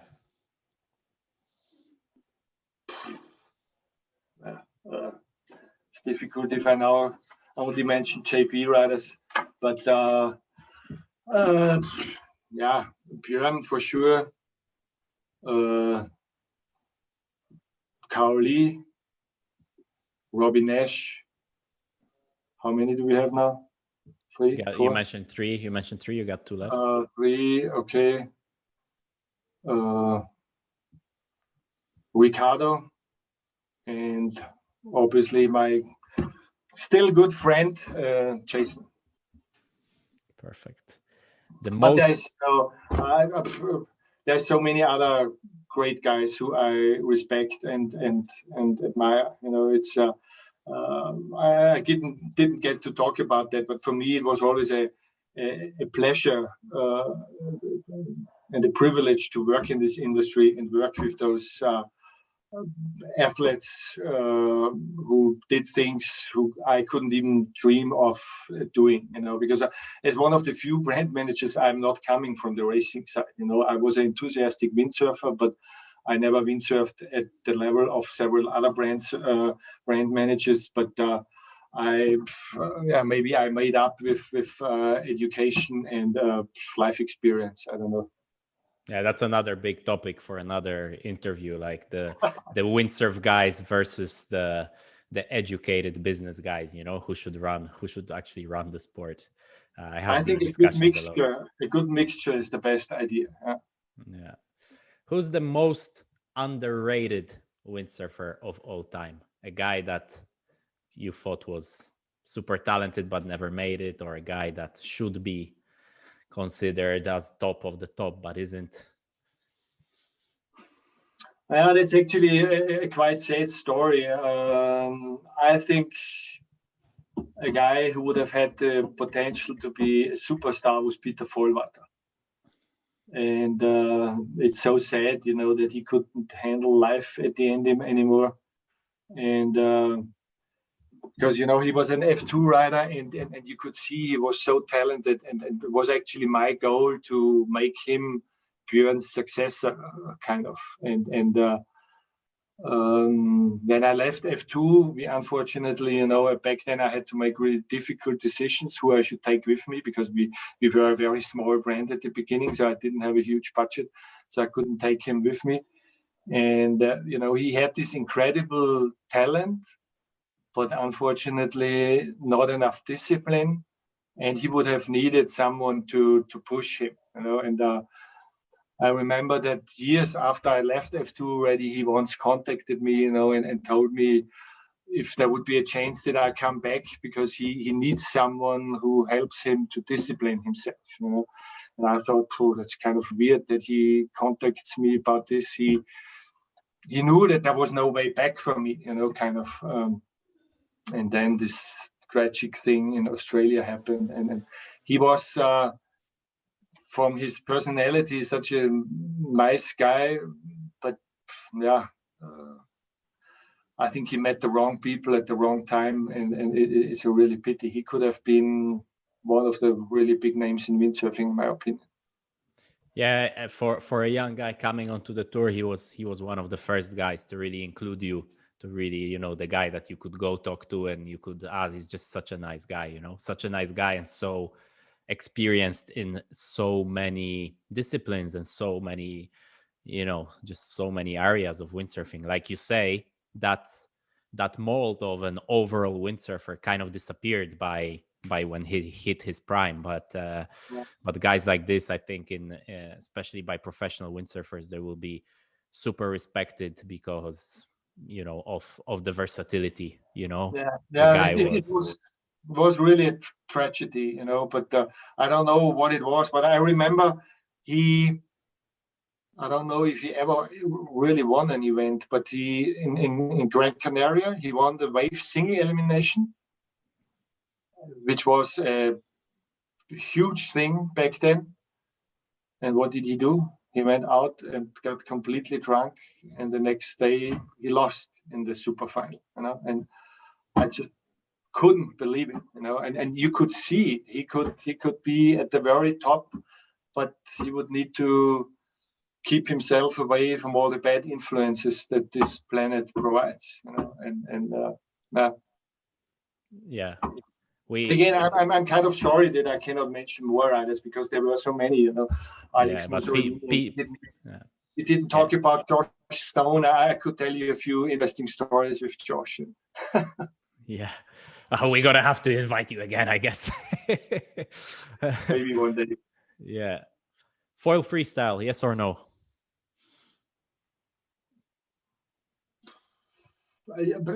As a competition format, you mean? Yes. Bring it back to Lake Garda, sail in 10 knots, compete in 10 knots in Neusiedler there. Neusiedler is going to be difficult because it's not because deep it's shallow. enough. But, It's shallow, yeah. but Lake Garda, yeah. I mean, the stuff that I see on the internet is just wild. But again, it's I ask myself here: is this? For me, it's such a pity that the original freestyle that we had, at every lake there were people freestyling, and you were the king if you could do a Spock. And on one hand, it was fascinating how it developed, and it's also fascinating when you see people doing normal freestyle at Lake Neusiedl, their level, it sometimes blows my mind, because when you see those guys, they would have beaten Josh Stone when he became a world champion. That's how much the sport developed. But now with the foiling, same thing. It's super cool to watch foil freestyle, but is it maybe making people, or is it making people to start windsurfing because they want to become foil freestylers, or is it telling them this is so far away what I will ever be able to do? So it's a difficult one. But as a separate discipline, it could be interesting. But the next question is: should we have wing foiling as a discipline, or should we have it integrated into slalom? We didn't talk about that yet. I'm really worried about the racing disciplines, where this is going to go. Yeah. So I personally think we need to take care of the traditional disciplines as well. Keep them alive and maybe add other stuff. But then the question is, will we find organizers and sponsors to actually do it? Yeah. Obstacles in slalom, yes or no? As the man who kind of co-invented Supercross, I would be all in favor of it, yeah. But with the necessary, protection and everything. But I think, that was always my dream. Slalom should be like motocross, and maybe certain rules on the fins so that you do not get your leg doesn't get amputated when someone runs into you.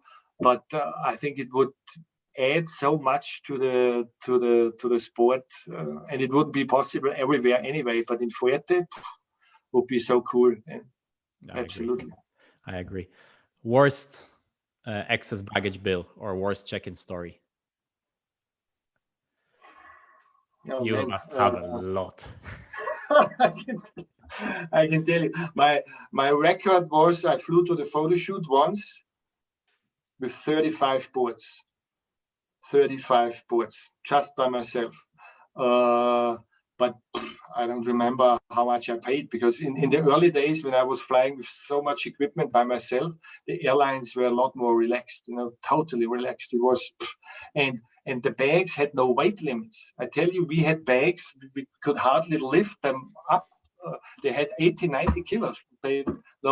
There were no arguments about it. But quick story, maybe, as I said, I did, I think, 26 photo shoots. I missed 2 because I was injured in those 28 years. But once we got caught in LA or San Francisco by the custom people. They opened up, we were free. They opened up all the bags and said, you must be joking. Those boards can't be for you. So we had to overnight there and then get the boards through custom. And the biggest joke was there is no custom fee on windsurf boards when you bring them into the US. There was just or no duty, I should say. There was a super small custom fee, 300 US, and for that I missed my flight. I had to hire a broker to help me, and we had to book hotels, and that was one of the moments where I thought, maybe you should look for a different job. Yeah, these things on the airports, they can do that to you for sure. I tell you, that's one thing that I don't miss, sitting at airports. Yeah. This usually goes out to the riders, but you'll have one for sure. Who is your worst competitor among the brand managers that you felt this guy was really excellent, and sometimes he outsmarted you, or sometimes he, you had like almost a rivalry? Yeah, I'm quite sure that's Greg Gertenbach. I think with Fnatic, they did an excellent job, and he did everything from tester to World Cup rider, or first World Cup rider, then tester, and he's a really good team together with his wife. Surprisingly, I admire him for that. I could never do that. And he put a really good team together, and so he was for sure the biggest challenge. And at the same time, we saw many things similar, so about political race formats and stuff like that. So that's probably also one of the reasons why he was the toughest, not the worst, but the toughest competitor, because they had good ideas, they had good graphics, they had good team riders, and it was always it's a little bit like Nike and Adidas, I guess, But I had a lot of respect always for his work, and still have. But actually, on the riders, he is almost the opposite of you, because yes, he has amazing riders. He always had, good teams and big teams and top riders in every discipline, but he doesn't like the big personalities, in terms of he thinks that this is actually dragging them down. I had him here on the show, and he told me, like, we don't want guys that want all the attention on themselves. We want guys I saw that interview, and that's another approach, but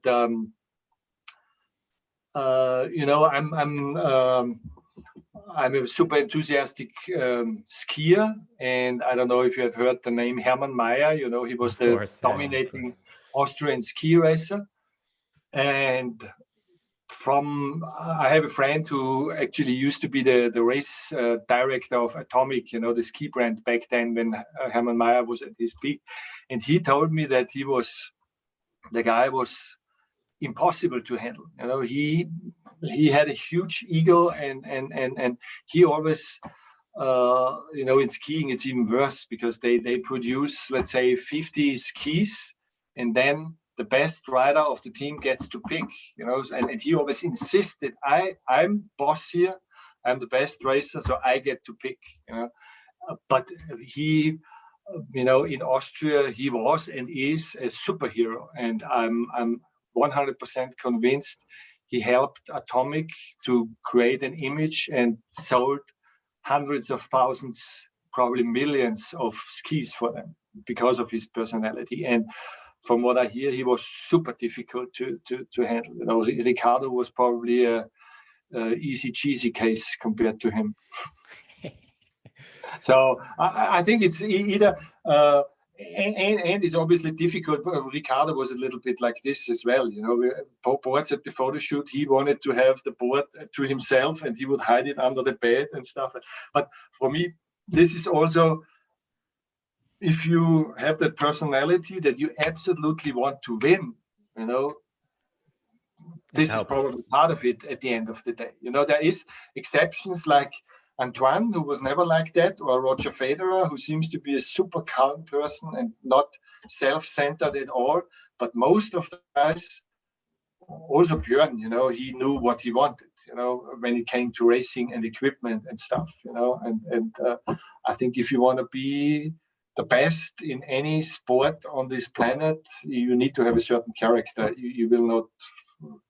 But again, there are exceptions, but coming back to Greg, I think with Golito, he also had a pretty interesting case. Golito wasn't also the easiest. I remember talking to Greg about it, I think at Lake Garda once, where he also told me that, we could do another interview just on riders, and I give you a few more stories. Definitely need to do that. Last question. Who, that we always ask to everybody, who would you like to hear on this show, on this podcast? I think in my case it's quite obvious. I think you didn't have Jason, right? Jason is hard to convince. I have his number. I text him like every 2-3 weeks. He's like, maybe I can help one day. Maybe. You think he's going to be able to sit through? We're going to do an extra short one with him, like 1 hour, but maybe we need to do it in like two goes, 2 takes. Yeah, his attention span is not the best, but I tell you, it got a lot better. You should have known him when he was 20. Jesus. Yeah, if you really want, I think I can help. Let's wait for a few weeks, because who knows what's going to happen, but I think sooner or later he might be willing to do an interview with you. Okay, great. Thank you, Martin. I mean, as you say, we could do another one of these. So maybe I'll wait. I'll wait and invite you again. We're waiting for that book, definitely. Okay, let's see. If I find time, I'm so busy checking the weather forecast for powder snow, and as soon as it's warm enough, I have to go windsurfing again, and I hope that I can fly again. I need to be able to fly somewhere to go windsurfing. We all hope so. Yeah. It was an honor to host the most successful brand manager of all time. Thank you, Martin. Enjoy the powder. Thank you very much. All the best to you. And let's hope that windsurfing will flourish again. I still love it. It's the best sport you can do. And I believe. Hey, ciao. Thanks. Okay, there we go. That was Martin Brandner. Some classic stories in that. Do we have a Martin Brandner 2.0? I think we might have to get him back, because I have a feeling there is lots more to come from that one. Let us know if you want to hear any of the guys we've already had on again. Is there any ones that you think, oh man, I need longer? Is there any new guys you want to hear from? Yeah, there we go. Let us know in the comments. Give us a thumbs up, like if you liked it. Subscribe to the channel. Podcast every Wednesday. Send it Sunday, every Sunday. And we're going to have bits in between. We're going bigger. We're going better. 2021. Let's kill it.